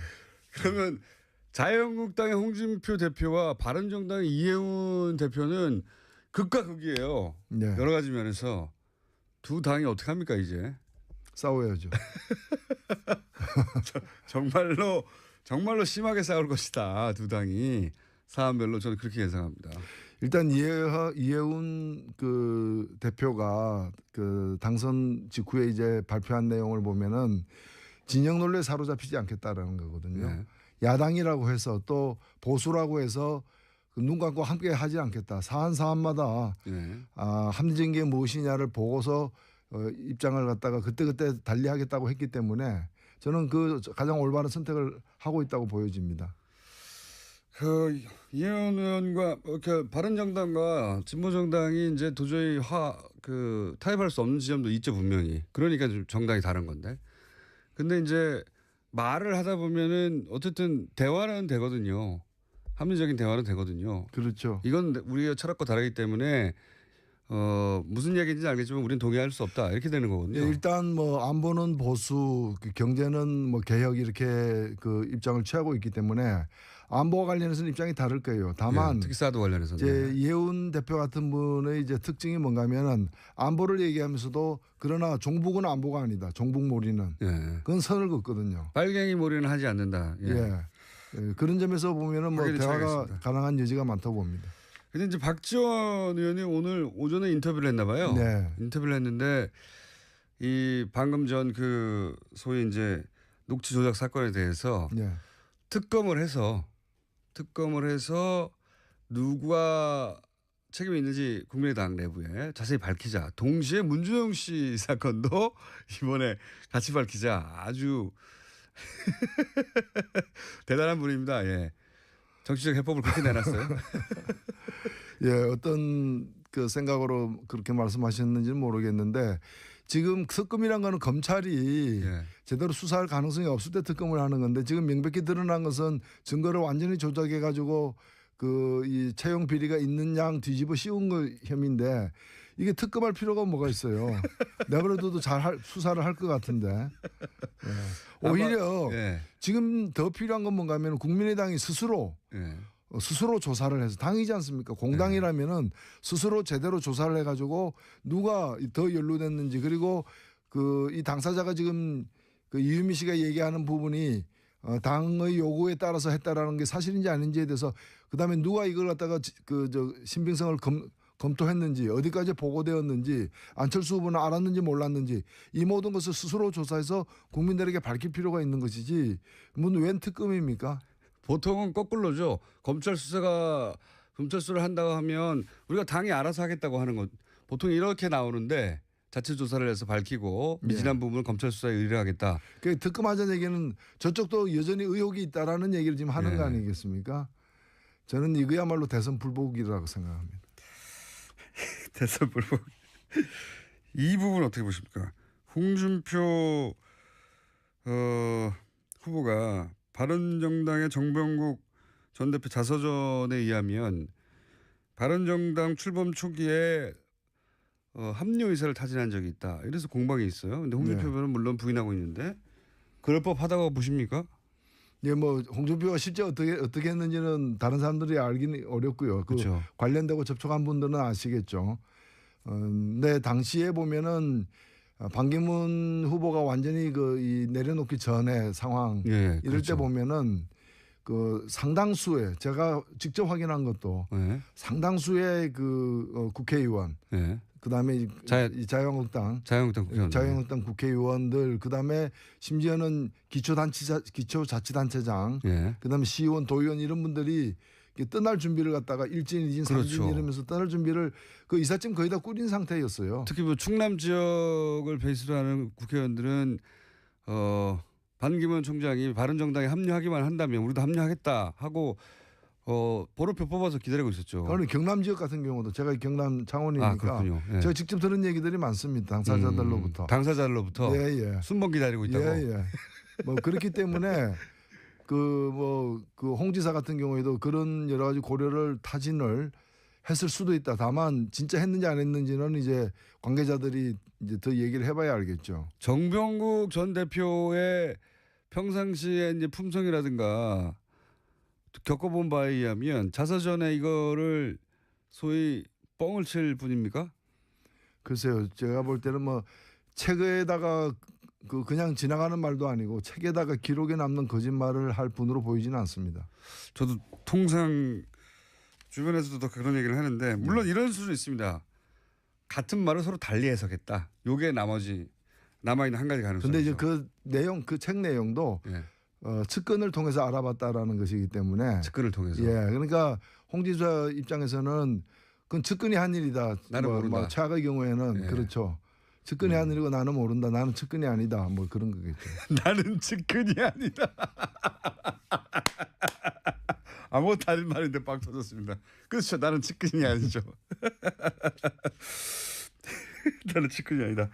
이거 어떻게 보세요? 어제 한승희 국세청장 후보자 인사청문회에서 그런 얘기가 나왔어요. 송영길 의원, 박영선 의원을 통해서 아직은 국세청이 공식적으로 확인해주지 않고 있는데 역외 탈세 예. 5천억 이거 들어보셨습니까? 예, 지금 그런 보도가 되는 건 예, 봤습니다. 예. 요거 상당히 중요한 사건 아닙니까? 예, 그렇죠. 네. 사실은 뭐 무궁무진한 아직까지 이제 제대로 탐사도 못 해본 예. 그런 앞으로 조사, 수사 여러 가지 이런 것들이 필요한 대목이라고 봅니다. 어제 나온 질문의 내용만으로 보자면 질의의 내용만으로 보자면 역외 탈세를 자진 신고하면 문제 삼지 않는다 정도의 네. 일이 있었고 그 과정에서 삼성 쪽에서 5천억 정도를 역외 탈세했던 것을 신고했고 뭐 이런 이야기거든요. 그런 네. 사실이 있습니까? 했는데 이제 제대로 답변이 안 되고 넘어갔는데 만약에 그런 사실이 있었다고 치면 그럼 비자금을 합법화해 주는 창구로 국세청을 쓴 거 아닙니까? 이게 국세청 단독으로 해줄 수 있는 사안입니까? 그렇죠. 사실 뭐 비자금 전체를 다 이제 그런 방법으로 세탁하지는 못할 거예요. 왜냐하면 네. 그것도 예. 신고하면은 이제 그 면제 준다고 얘기는 했지만 신고하는 수가 너무 커버리면은 그게 또 이제 큰 문제가 되죠. 그 국세청이 스스로 감당하고 넘어갈 문제가 아니게 되는 거죠. 그 정도 액수면은 그래서 이제 의혹 제기의 밑바탕에는 당신은 이제 최순실 정유라 지원 건으로 삼성과 그 청와대 간에 딜이 있었던 거 아니냐. 자, 정유라 이런 식으로 지원해주면 우리가 예를 들어서 합병에 대해서 눈 감아주거나 도와주거나 혹은 뭐 기타 민원 사항이 있으면 해결해주고 이런 딜 속의 일부였던 게 아니냐 하는 게 의혹의 정체인 것 같아요. 뭐 삼성에서 국민연금 합병 문제, 예. 그 국민연금 관련 주식 합병 문제라거나 삼성중공업 문제라거나 아니면 SK에서 그 동생을 꺼내는 문제라거나 예. 여러 가지 또는 이제 면세점 문제라거나 여러 가지 기업들의 그 민원, 정말 치명적인 그런 민원을 갖다가 해결하는 대가로다가 금전적 지원을 갖다가 예. 본질적으로는 뇌물이지만 그걸 가지고 어떤 지원을 갖다가 받았던 그런 정황들이 많이 확인됐지 않았습니까? 예. 그렇기 때문에 이것도 그럴 가능성이 충분히 있는 거죠. 그렇죠. 그러면 연장선상에서 나와야 될 얘기인데 이 삼성 관련 뉴스들은요 보도가 잘 안 돼요. 크게 신기하죠. 예. 예, 뭐 보도되는 그 통로에 이제 그쪽 삼성에서 많이 이렇게 작용을 하고 있다고 봐야죠. 게이트키퍼가 따로 있는 건지 잘 안 됩니다 보면 사실 요런 건들은. 자, 영장 기각 문제는 어떻게 생각하십니까? 정유라 씨가 영장이 두 번째 기각됐지 않습니까? 예, 뭐 지금 세 번째 영장을 청구할 가능성이 있고요. 예. 왜냐면은 그 마을 세탁과 관련해 가지고 예. 이 정유라 씨가 말을 좀 바꿨거든요. 말을 바꿔서 예, 그 별건 따는 말인데 이렇게 막 터지는 말을 바꿨죠. 그래서 말 바꾸는 것에 관해서 말을 바꿨죠. 예, 그렇죠. 그래서 결국 이제 그 말이 이제 삼성이 뇌물로 제공한 거다라는 그 특검의 주장에 대해서 그동안에 삼성은 그렇지 않다라고 부인해 왔는데 예. 이것이 이제 그 뇌물로 규정할 수 있는 어떤 정황을 갖다가 정유라 씨가 얘기를 했어요. 어머니가 이제 한 일이다. 예. 그러니까 최순실이 작용을 해가지고 그 이미 그 삼성이 이제 준 말, 뇌물로 준 말의 이름들이 드러나니까 그 말을 다시 가져가는 방식으로 하고 전혀 딴 데서 딴 말이 오는 그렇죠. 식으로 했지만 그 블라디미르 등 말 두 마리가 예. 결국에는 삼성 거였다라는 예. 그 정황에 대해서 새로운 진술을 했고 새로운 진술에 대해서 정유라 씨의 변호인은 저거는 정유라 씨가 자기 의뢰인이 말 잘못한 거다. 예. 또 이렇게 덮어버리려고 지금 하고 있는 상황이기 때문에 지금 현재 이제 계속 영장이 청구되는 부분은 뭔가 하면은 뇌물을 주고 받았고 여기에 그 공모를 한 예. 그 과정에 공모한 당사자가 정유라다. 그래서 구속돼야 된다. 이 논리거든요. 예. 이 논리를 좀 보강하는 정황 내지 증거가 나오고 있는 상황이기 때문에 다시 검찰 측에서 3차 영장을 청구할 가능성도 있다 이렇게 보여집니다. 근데 삼성 관련은 영장이 안 떨어져 가지고요.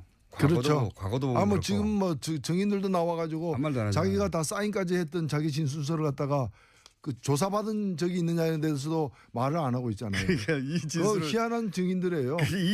이 진술을 본인이 하셨습니까? 네. 사인한 건데 거기에 대해서도 침묵이에요. 예, 그러니까 그러면 이 피고 증인은 몇 년 몇 월 며칠 태어났습니까도 얘기 안 하는 거예요. 자기가 태어난 사실도 인정 안 하는 거예요. 그런 거와 똑같은 거예요. 존재를 인정하지 않는 거예요. 그 법원 사법부에 증언하러 나오긴 나와요. 네. 나와서 이렇게 완벽한 침묵으로 일관하는 건 본 적이 없거든요. 더군다나 재벌 사건도 많은데 나오면 뭘 말합니다. 뭐라도 아니다 기다. 근데 이 경우는 나오긴 나오는데 말을 안 해요. 아무 말도. 삼성은 사법부도 두려워하지 않는 거예요. 사실은. 그렇죠. 예. 뭐 법 위에 있으니까. 이런 거는 전례가 없는 경우입니다. 진짜로. 처음 있는 경우야. 이게 그래서 언론에서 비난이 쏟아져야 되거든요. 예. 삼성 관련은 언론 보도가 그렇게 많지가 않습니다. 이런 뭐 거. 광고 돈줄을 쥐고 있으니까 언론도 참 안타깝게 영향받는 경우들이 있는 것 같아요. 그런 추정을 할 수밖에 없는 게 이건 전례가 없는 일이고 그 자체로 법적을 모독하는 거라고 공격할 수 있거든요. 충분히. 예. 자기가 쓴 것도 이거 본인이 쓴 거 맞습니까? 검찰에 물어봐도 사실 인정을 한 다음에 뭐 그 다음에 증언할 때 침묵해도 되잖아요. 혹은 뭐 거부하거나. 그러니까 아무것도 대답을 안 해요. 예, 그래. 아무것도. 증인은 지금 법정에 나와 있으니까 얘기해도 아무 말 안 하는. 증인은 증인입니까? 이거 물어봐도 아무것도 대답을 안 하는 겁니다. 지금 침묵. 그래서 이제 증인들을 더 이상 부를 필요가 없다고. 결국에는 이런 대응이 이걸 통해 가지고 이 관련된 사실들을 이제 제일 중요한 게 이제 뇌물이죠. 형량에 직접적인 영향을 미치니까 이걸 통해서 이재용 씨를 보호하려는 그렇죠. 네. 그런 이제 무리수를 두고 있는 상황이죠. 욕을 먹든 어쨌든 법정을 모독하는 것도 다 상관없는 거예요. 네. 그냥 이재용 부회장만 보호할 수 있으면 그런 상황이 벌어지고 있고 그거를 모든 언론이 질타해야 되는데 우리만 질타하고 있습니다 지금. 예. 여기서만. 뉴스 공장의 존재 가치죠. 한 가지만 더 여쭤보고 어제 JTBC에서 김경준 씨 인터뷰를 보도를 했습니다. 예. 이 사안은 지난 10여 년 이상 묻혀있던 사안인데 예. 묻혀있었지만 사람들은 다들 기억하는 사안이죠. 예. 이 사건을 앞으로 어떻게 보십니까? 예. 저는 이제 박근혜 전 대통령이 이제 탄핵을 당했기 때문에 이제 다음 순서는 이명박 전 대통령이라고 생각됩니다. 오히려 박근혜 정권에서 이명박 대통령 시절에 있었던 여러 비리나 문제들에 대해서 이 당시 박 정권이 나서서 그걸 갖다가 은폐하는데 여러 기여를 했다고 저는 보여졌기 때문에 그 당시에 있었던 여러 그 비리 의혹들 또 주요 정책의 어떤 그 문제점 이런 부분과 관련해 가지고는 진상 규명이라거나 또는 이제 진실에 대한 어떤 조사가 필요하다고 봅니다. 이제 그 첫 출발이 김경준 씨 입을 통해서 시작된 것 같아요. 네. 네. 그게 JTBC가 한 번 보도하고 말 것 같지는 않고요. 네. 앞으로 이어질 것 같고 요 분야는 대표님도 전문 분야 아닙니까? 자, 앞으로 제가 보기에는 이명박 전 대통령에 대한 얘기가 나올 수밖에 없는데 노회찬 원내대표가 크게 활약이 기대되는 분야입니다. 정의당도 당대표가 곧 선출되죠? 예, 그렇죠. 네, 누가 될 거라고 보십니까? 예, 좋은 분이 될 겁니다. 유일하게 비겁한 답변이었습니다. 자, 오늘 여기까지 하겠습니다. 예. 지금까지 정의당 노회찬 원내대표였습니다. 감사합니다. 네, 감사합니다.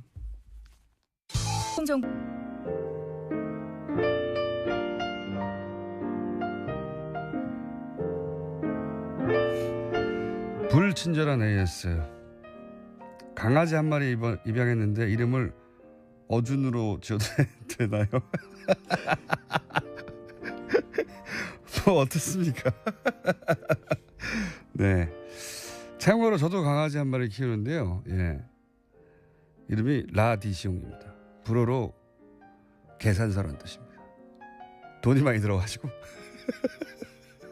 이름을 계산서로 지었어요. 네. 뭐 어준 뭐 어떻습니까? 계산서도 있는데. 자, 누가 멀리서 듣나? 백야를 보면서 노르웨이 트롬소 북위 70도. 예. 가장 북극에 가까운 곳에서 듣는 분인 것 같은데 북위 70도에서 백야를 보면서 듣고 있습니다. 박수영 씨. 네. 노르웨이 교통 상황은 생각하겠습니다. 뉴욕에서 듣고 있습니다. 뉴욕 센트럴파크 옆 이스트 98번가. 예, 좋은 동네 사시네요. 날씨가 화창하고 덥지 않고 바람은 엄청 불고 있습니다. 예. 교통 정보가 아니라 이제 기상 정보도 전해주시는군요. 예. 뉴질랜드 북섬 오클랜드입니다. 낮 최고 기온 14도, 다소 쌀쌀. 비 소식은 없고 한동안 추운 날씨가 예상되고 있답니다. 누가 멀리서 듣나 계속 보내주십시오. 저희가 이 중에 최소한 한 분과는 직접 인터뷰를 해볼 생각입니다. 여기까지 하겠습니다.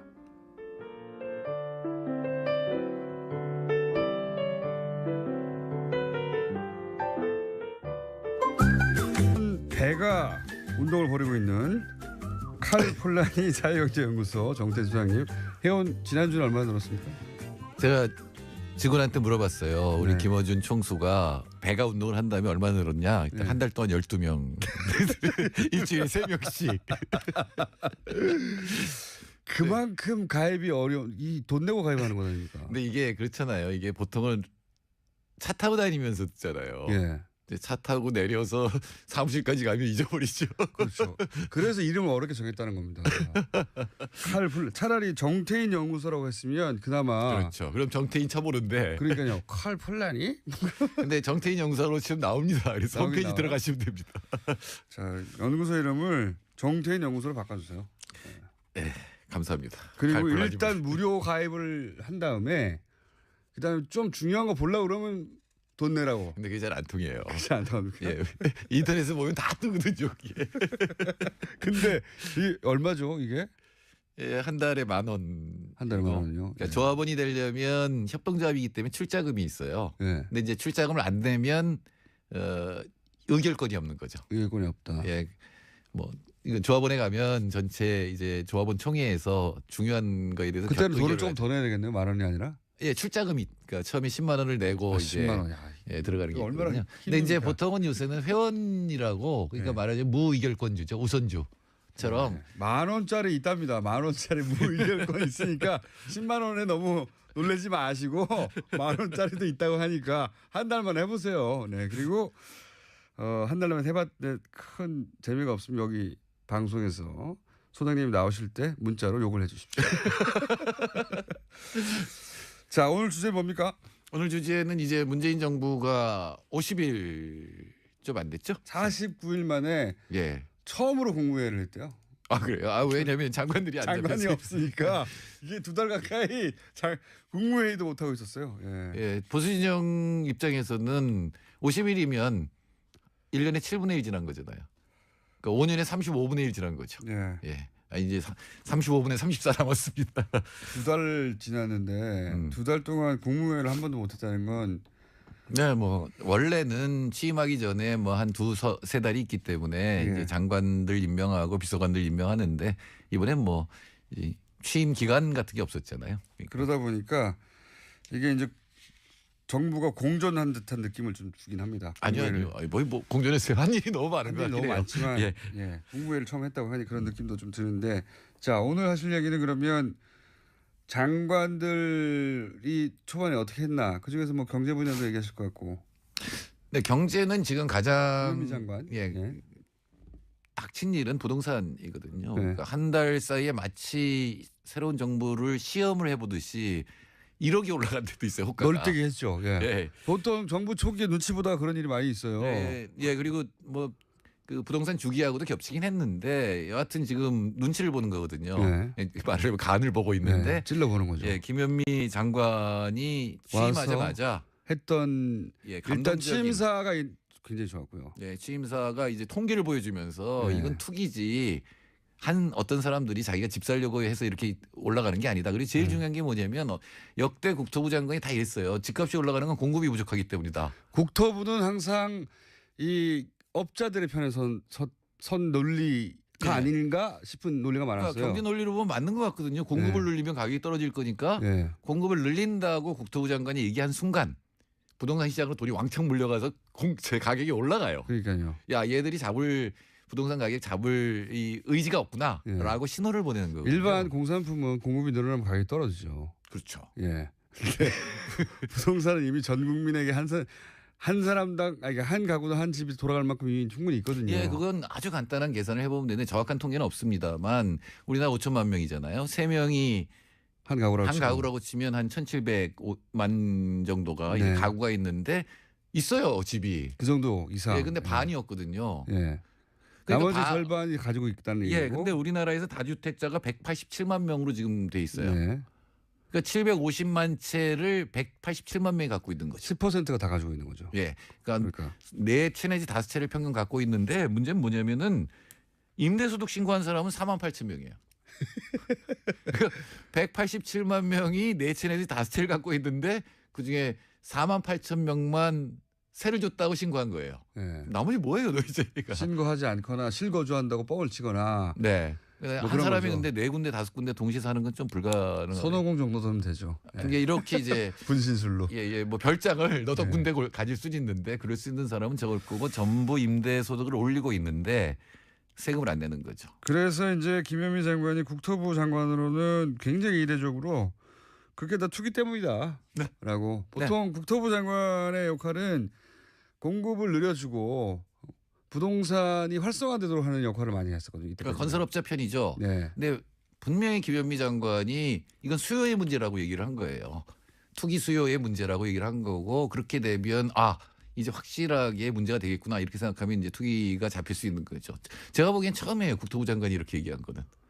저도 처음 국토부 장관이 이렇게 얘기한 거죠. 국토부 장관은 언제나 공급이 문제라고 얘기를 했지. 네. 국토부니까요. 그러니까 여성이 장관을 해야 돼요. 갑자기 점프. 아니 근데 최근에 그 이제 물론 공약이기도 하지만 강경화 장관도 취임하자마자 사실은 이 여성들 사이에서 상당히 인기가 높고요. 그리고 김현미 장관도 그런 인기를 누릴 만한 초반 행보를 보여주고 있습니다. 사실은 그러니까 장관이 할 수 있는 게 굉장히 많아요. 행정명령만 가지고도. 네. 근데 남성 장관들은 꼭 이렇게 여러 가지를 따지고 나서 마치 무슨 큰 의미가 있는 듯이 정책을 내놓는데 한참 있다가 그것도 이제 여러 사람 말을 들어 이해관계를 다 듣고 요 사람도 배려해줘야 되고 저 사람도 배려해주고 하다 보면 술에 술 탄 듯 물에 물 탄 듯 결국은 변하는 게 없는 예. 그렇게 그럼 되는 애들이 경우가 다 또 많아요. 대응을 하거든요. 근데 네. 여성들은 공감 능력이 있잖아요. 아픈 사람들에 대한 공감 능력이 있으니까 당장 할 수 있는 일부터 하거든요. 행정명령으로. 그게 핵심입니다. 그래서 저는 웬만한 사회부처는 다 여성 장관이 으로 다 바꿔버리고 싶으세요? 예. 지금 아까운 분이 장관 하실 분이 비서관으로 갔어요. 은수미 노동부. 은수미 전 예, 의원이요. 저는 그 은수미 그때 옛날에 박사일 때 만났는데 이렇게 얘기하더라고요. 노동 분야의 최고수죠, 최고수. 행정명령으로 할 수 있는 게 노동 문제의 70%래요. 그래서 그때는 제가 호기롭게 장관해라 너 이랬는데 아니면 임명권을 먼저 가진 다음에 얘기하세요. 예, 그게 문제입니다. 임명권도 없어서 장관을 너 그러면 뭐 장관이 됩니까? 아무 소용없는. 하기는 뭐 저기 은수미 비서관이 이제는 예. 청와대 비서관으로 예, 들어갔습니다. 조국 수석한테 국가 이렇게 얘기 안 한다 그랬는데 저도 이제 둘이 너 이렇게 은수미한테 너 이렇게 얘기하면 안 되죠. 두 분이 친구랍니까? 동기죠, 동기. 그렇군요. 산호맹의 동기죠. 그렇죠. 그렇군요. 저도 여성 장관, 그러니까 그런 생각, 여성 장관들이 훨씬 더 잘할 거라고 생각하는 것이 말씀하신 대로 이제 감성의 문제도 있고 그리고 이제 남자들이 사회생활을 하면서 맺어왔던 관계들 때문에 그 관계들을 일정 정도 계속 배려하면서 본질을 놓치는 경우가 많은데 이 여성 장관들이 훨씬 직관적이고 본질을 놓치지 않는다. 다이렉트로. 그런 면에서는 우리 김상조 위원장은 여성스러워요. 즉각적으로 필요한 것들 지금 하고 있거든요. 맞습니다. 예. 그 국방부 그 구미에서 국방부 장관을 여성으로 계속 임명해 나가는 추세란 말이죠. 그것도 이유가 있는 것 같아요. 그분들이 대부분 군의 경력이 없어요. 예, 경력이 있기가 어렵죠, 좀. 네. 네. 군의 경력이 있는 분이 한 분 정도 있는 걸로 아는데 해군 중령이었던가요?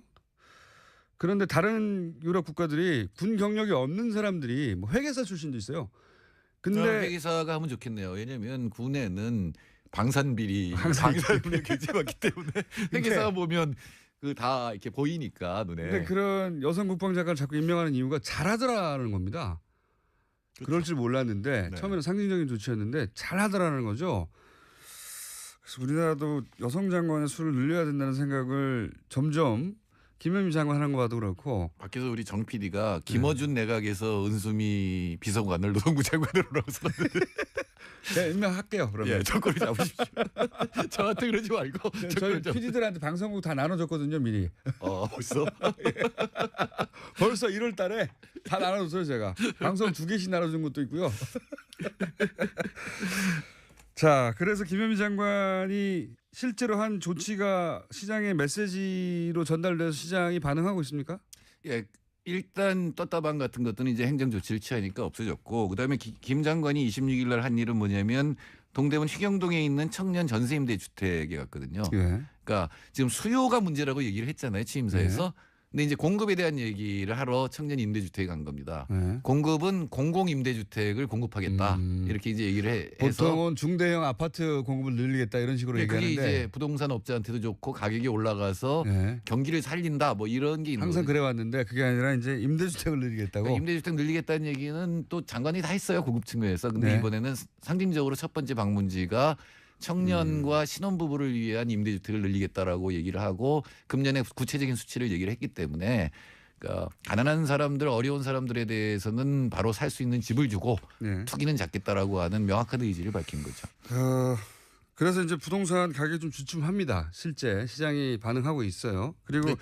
김현미 장관 본인이 부동산 문제로 스스로 자기 집 문제로 뭐 대부분의 생활인들이 그렇지만 국회의원이었음에도 불구하고 이런 어려움들이 있었다 얘기를 본인 경험에서 나온 것도 있는 것 같아요 보니까. 그렇죠. 보통 사람은 집 때문에 굉장히 고생을 많이 하거든요. 예, 한 채가 그렇죠. 있거나 없는 사람은 정말 고생을 하는데. 있어도 한 채도 어렵고요. 제가 경제학자라고 괜히 집 팔라고 했다가 지금 전세금 몰려달라고 해서 지금 차여사한테 아주 고통. 자, 경제학자가 돈 버는 거 못 봤어요 저는. 네, 경제학자들 중에 주식에서 성공한 사람이 역사적으로 2명밖에 없어요.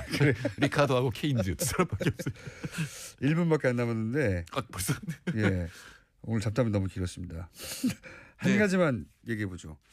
지금 김상조 공정위원장이 4대 그룹 간담회를 했잖아요. 재벌들을 네. 만났어요. 네. 무슨 얘기를 했는지. 그러니까 알아서 해라라고 얘기를 한 거죠. 기본적으로는. 예. 예. 그리고 이제 삼성 공정하게만 하는지 내가 감시하겠다. 예, 삼성 권오현 부회장이 한 얘기가 재밌는데 서로 굉장히 얘기가 다른 줄 알았는데 이제 이해도 했다. 만나서. 그런 정도 네. 얘기고 이제 알아서 하라 그러면서 동시에 채찍도 들었죠. 그러니까 지금 김상조 위원장이 옛날에는 그 복잡한 기업 지배 구조 얘기를 하다가 실제로 하는 일은 뭐냐면 재벌의 내부 거래 잡겠다는 거거든요. 내부 거래를 잡겠다. 그러니까 위장 계열사 만들어서 막 키워주는 거 몰아주기 또 하나는 외부 갑질 하청에 대해서 잡겠다. 그래서 현대 위화가 지금 문제가 되는 거잖아요. 그렇군요. 저는 김상조 위원장이 하는 거는 무조건 찬성입니다. 사실은. 자, 재벌 총수가 공정위원장한테 찬성이에요. 자, 오늘 여기까지 하겠습니다.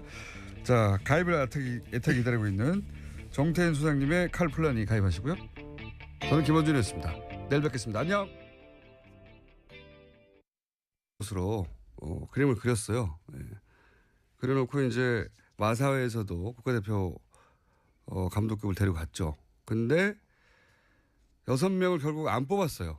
네, 애초부터 정유라 씨 한 명을 위한 네, 지원이었다라는 게 보이는 거죠. 근데 아마도 저는 삼성에서는 몇 명이 가기를 원했을 것 같아요. 그래야지 이 컴플리츠가 되잖아요. 네, 위장이 되는데 그럴 생각이 없었기 때문에 모조리 다 거절했죠. 그러면 삼성이 거꾸로 정말 그 올림픽 2020년 올림픽에서 승마 금메달을 따기 위한 프로젝트였다면 삼성이 돈을 주는 갑이잖아요. 돈을 주는 사람이 갑이니까 보통은 거절해도 무조건 선수를 보내거나 압박해야 되는데 거꾸로 이쪽에서 거절하면 안 보내는 것으로 최순실 씨가 원하는 대로 다 진행이 됐죠. 갑을이 사실은 최순실 씨 쪽이 갑이었다는 거죠. 예. 그 얘기는 여러 차례 나왔는데 예. 그런데 그 중에 선수 선발에 관한 내용은 정유라 씨가 개입을 했고 정유라 씨가 아무것도 모른다고 했는데 정유라 씨가 개입한 정황들이 많이 나오니까 영장은 저는 세 번째는 이례적이지만 재청구돼야 된다고 저는 생각하는데 자 관련 주 계속 나오고 있습니다. 지금 재판 중이라서 그런지 뉴스 하나 정도 더 할 수 있을 것 같습니다. 네, 지난달 25일 청와대 경호실이 이영선 전 경호관 파면했습니다. 직위해제 상태로 경호실 본부에 근무하다가 징계 처분 받은 건데요. 명예를 실추했다라는 것이 징계 사유입니다. 당연한 뉴스로 하나 더 합시다. 너무 짧아서 코멘트할 게 없어요. 네, 그리고 미국 트럼프 행정부가 빅터차 CSIS 한국 석자 겸 조지타운드 교수를 차기 주한 미국 대사에 내정했다고 알려졌습니다. 또 나왔네요. CSIS. 제가 지난주 내내 외교안보 분야의 탑 싱크탱크인데 여기 부소장 이 확연한 친일본적인 인사고 친일본적인 발언도 많이 해왔고 그리고 이제 이 CSIS의 일본 재단, 사학화 재단의 자금도 많이 들어갔고 지원도. 그래서 친일본적인 성향을 띈다. 거기에 소속돼 있는 한국계죠. 예. 이분은 나름 유명한 분입니다. 네오콘으로. 네, 부시 행정부에서도 일을 했었습니다. 네, 대북 관경책으로 유명한 분이죠. 거의 일본의 대북 정책과 거의 맥을 같이 하는 주장을 오랫동안 해왔던 분입니다. 네. 지금 우리 상황에서는 한국계이긴 하지만 전혀 반갑지 않은. 네. 오늘 여기까지 하겠습니다. 지금까지 시사인의 김은지였습니다. 감사합니다.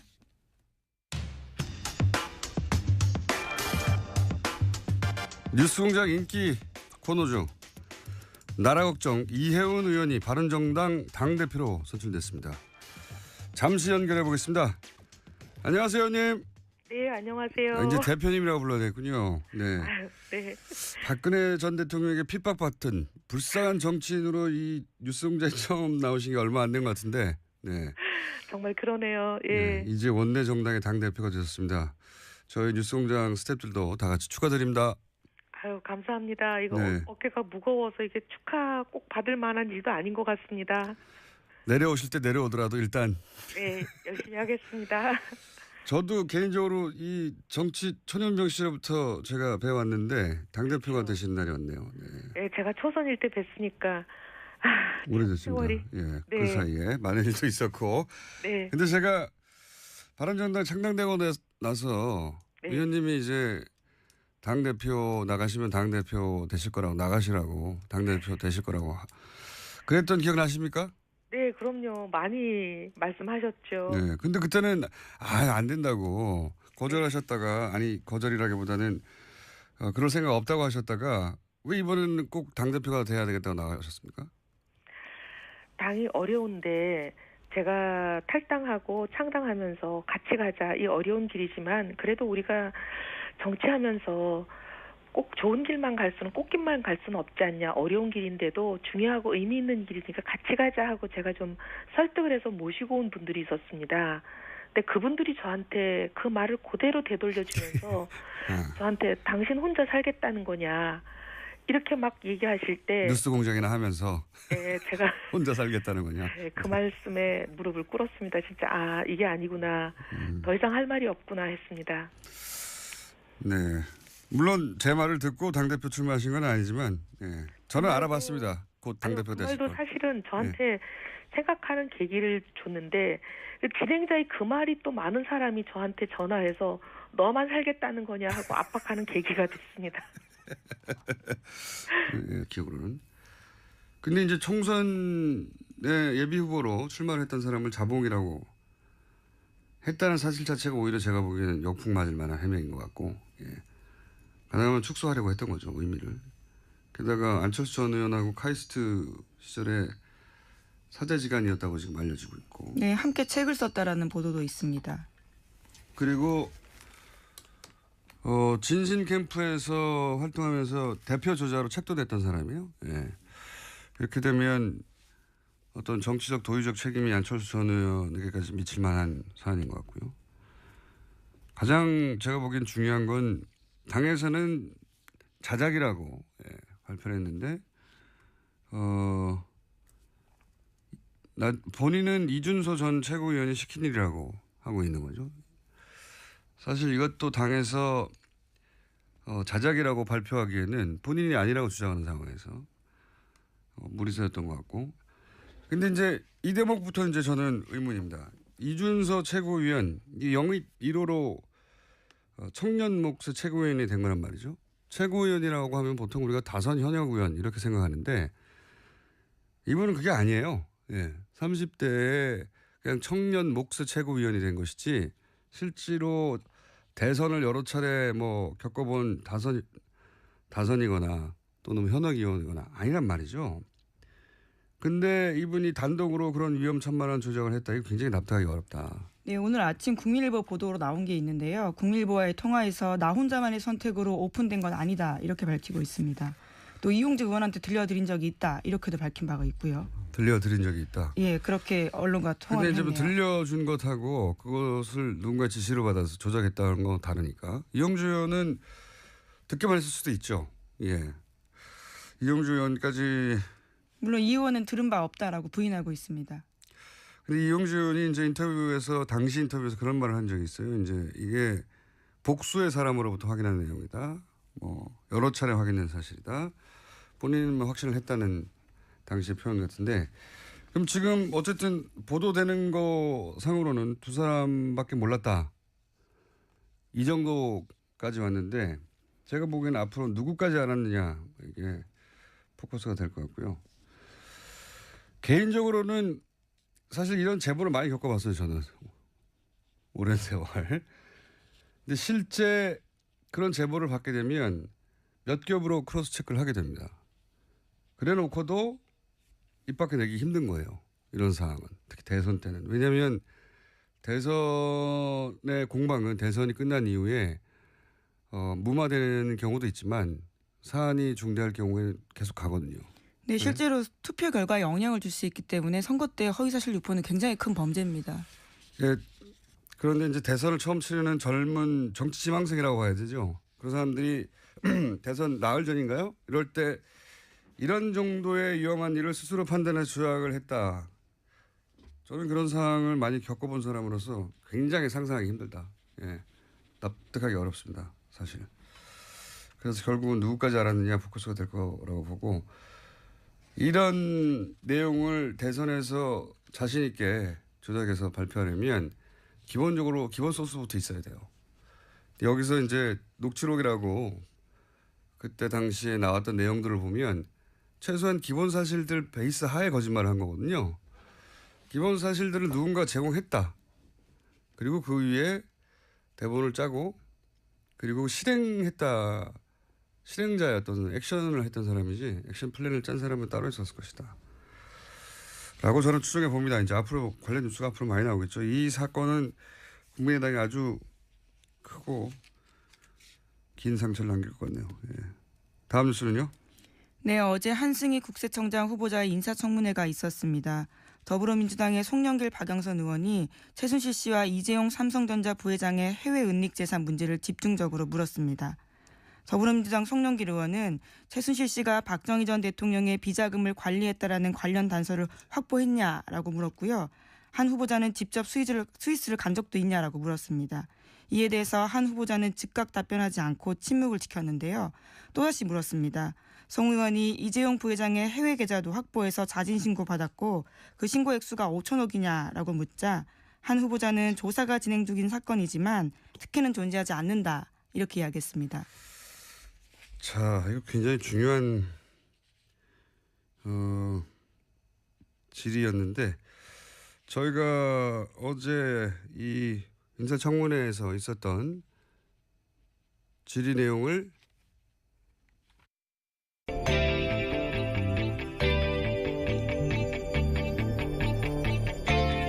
안녕하세요. 김어준입니다. 천홍욱 관세청장이 취임 다음 날 서울 모 식당에서 최순실을 만나 열심히 하라는 말에 최선을 다하겠다 답했다는 보도가 어제 있었습니다.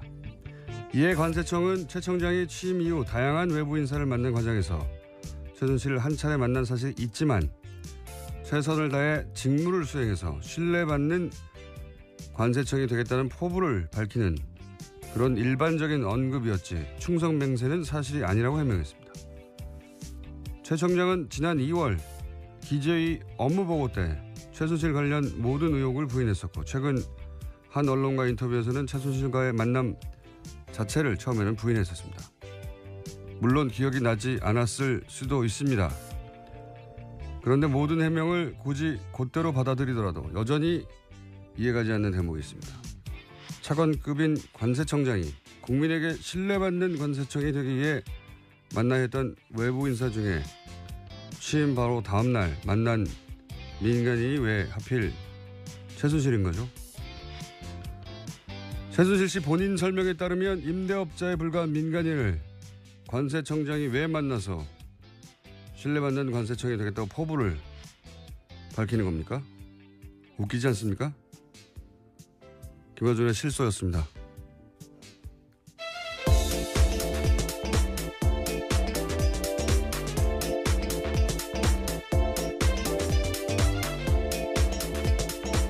시사인의 김은지입니다. 네. 어제는 큰 사건이 하나 터졌네요. 네, 정말 충격적인 사건입니다. 자, 그런 충격적인 사건을 일단 전해주세요. 네, 어제 국민의당이 대국민 사과했습니다. 대선 때 문재인 대통령 아들인 문준용 씨의 특혜 채용 의혹을 제기한 것에 대해서인데요. 당시 의혹의 근거로 제시했던 녹취와 카카오톡 대화가 조작됐다고 밝혔습니다. 대선 4일 앞둔 지난 5월 5일에 국민의당은 문준용 씨와 미국 뉴욕 파슨스 디자인 스쿨을 함께 다닌 동료의 증언이라면서 녹취를 공개한 바가 있습니다. 그런데 이것이 국민의당 당원 이유미 씨가 남동생과 짜고 목소리 연기를 하면서 가짜 녹취 파일을 만들어서 이준서 전 최고위원에게 건넨 것이라고 합니다. 아하.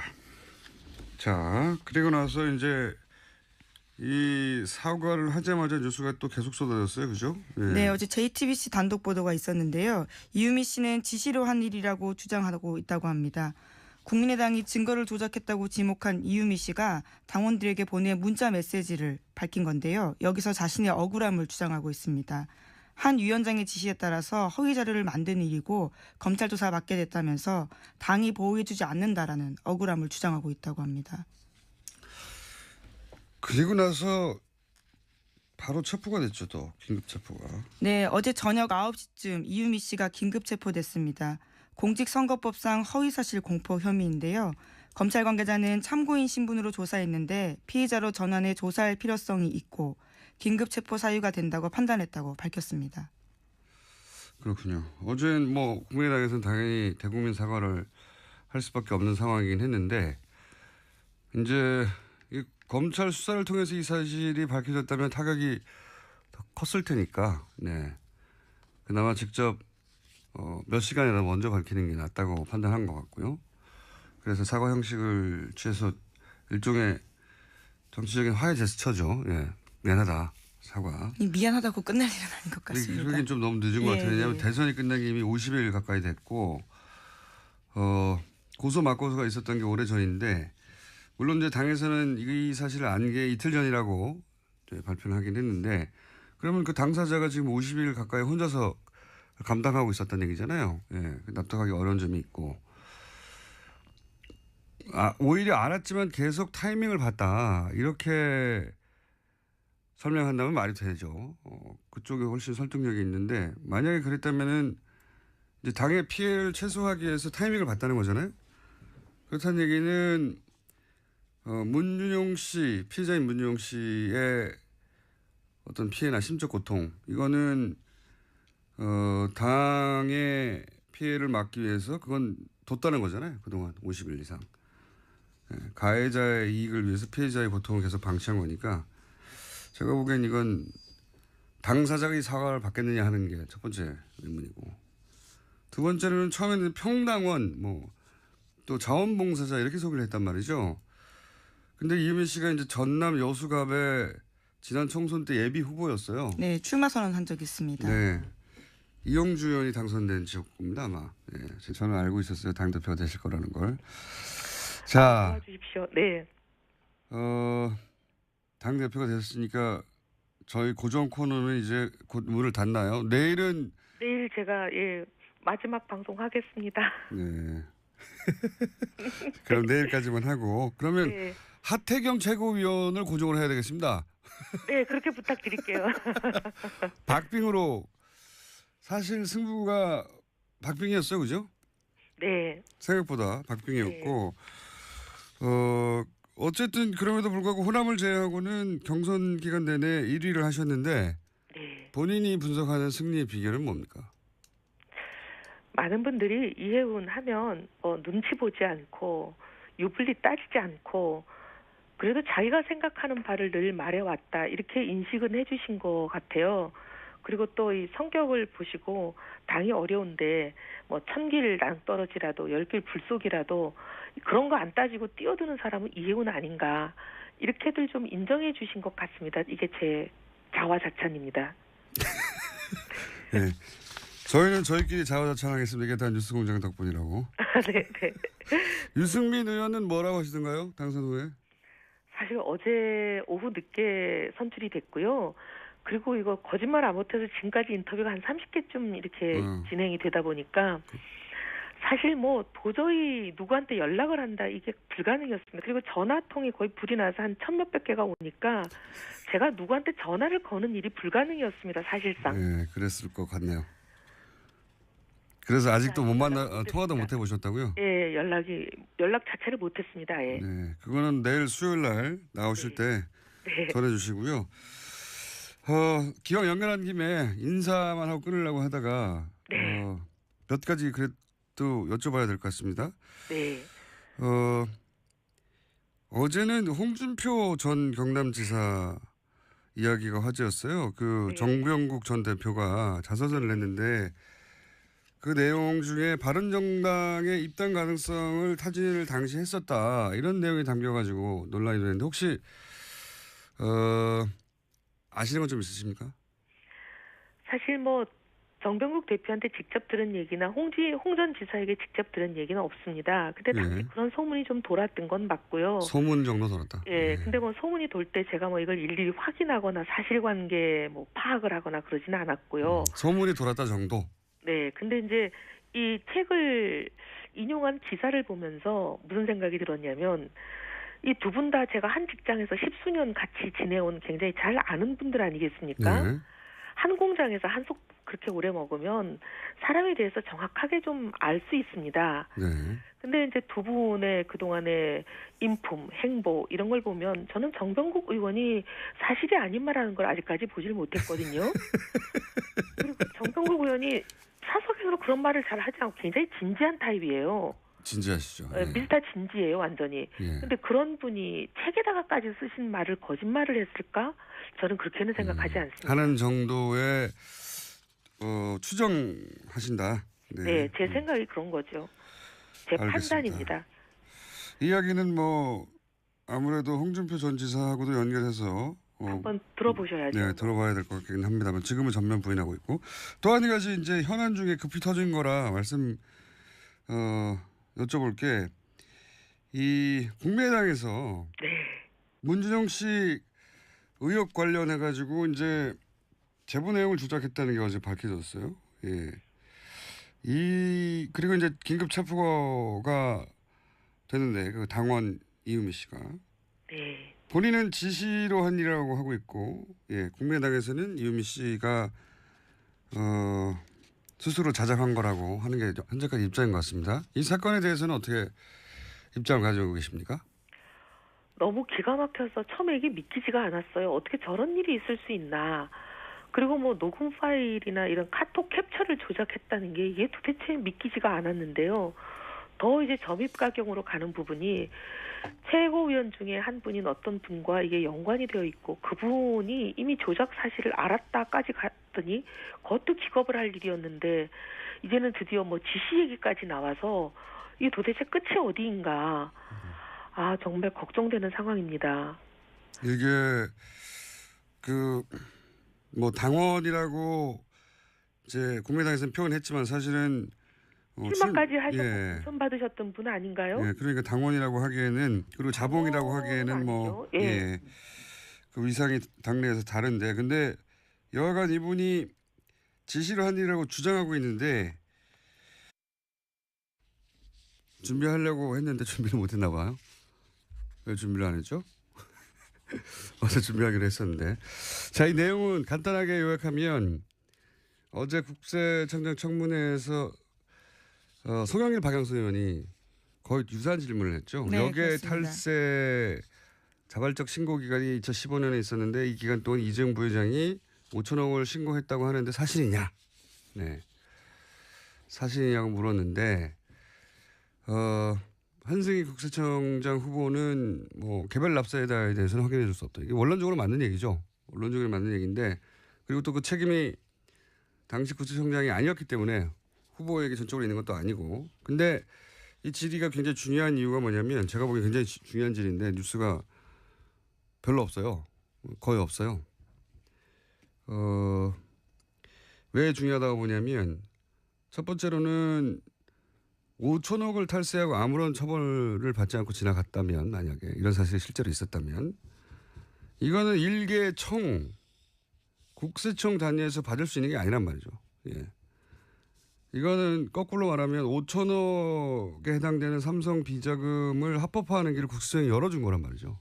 네, 어제 박영선 의원이 그런 차원의 질문들을 했습니다. 정권 차원에서 딜이 있었던 거 아니냐라고 그러니까요. 따져 물었습니다. 여기서 이제 딜이라고 하면 이게 혹시 정유라를 지원하고 그 대가로 받은 거래 중 일부가 아니냐, 이런 의혹 제기거든요. 물론 그렇게 어디가 나오진 않았어요. 근데 그 함의는 그렇다고 보여지는데, 지금 그 후보에게 당사자가 아닌데도 불구하고 이런 질문을 한 이유는 뭐냐면, 최순실 세무지사가 현재 진행 중이라고 하고 재벌들 탈세 집중 관리하겠다고 했는데, 지난 정권에서 이 5천억 여객 탈세 신고권이 사실이냐, 사실이라면 이거 이제 앞으로 어떻게 할 거냐, 청장이 되면, 이런 질문이거든요. 네, 당연한 질문이고 주목해야 되는 사안인데 크게 보도가 안 됐습니다. 5천억이 누구 애 이름이 아니잖아요. 5천만 원도 아니고. 5천만 원 탈세해 보세요.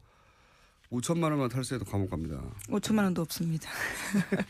근데 5천억이 이게 사실이 확인이 돼야 되겠지만, 어제 두 의원이 지금 질의를 했는데 5천억이 만약에 여객 탈세를 자진 신고했다는 이유만으로 그냥 넘어갔다면 큰일이죠. 아주 큰일인데 언론 보도 거의 없어서 따로 짚어봤습니다. 자, 다음 뉴스는요. 네, 지난해 삼성과 최순실 씨가 이른바 말세탁했다라는 보도 여러 차례 알려드렸었는데요. 삼성은 이에 대해서 계속 부인해왔습니다. 그런데 최근 검찰 조사에서 정유라 씨가 삼성이 먼저 말세탁 제안했다라는 이야기했다고 SBS가 어제 보도했습니다.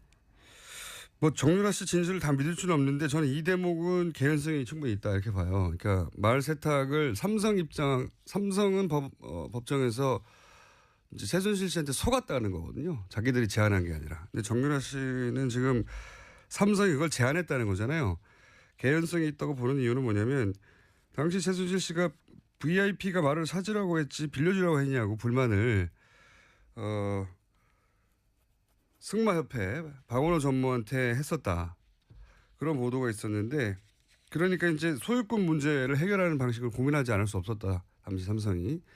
그래서 이렇게 어렵게 말세탁 쿠션으로 해결하는 묘안을 냈던 게 아니냐라고 생각해 볼 수 있는 그런 대목입니다. 말세탁 얘기 계속 나오네요. 네. 자, 다음 뉴스는요. 네, 어제 삼성 전직 고위 임원들이 박근혜 전 대통령 재판 증인으로 나왔습니다. 그런데 이들 모두 증언을 거부했습니다. 이 말세탁 관련이 뭐니 물어볼 수 있는 대상자들인데 다 거부한 거죠, 다. 네, 형사재판에서 불리하게 작용할 수 있기 때문에 거부 사유 밝혔습니다.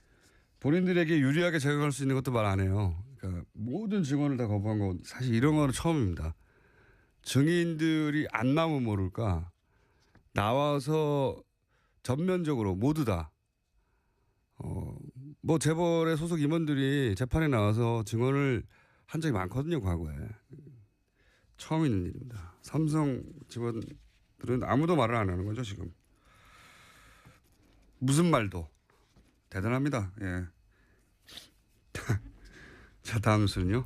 정유라 씨가 삼성의 승마 지원금이 다른 선수에게 가지 못하도록 개입했다라는 채널A 보도도 있었습니다. 박원호 전 승마협회 전무는 최근 검찰에 출석해서 한 이야기인데요.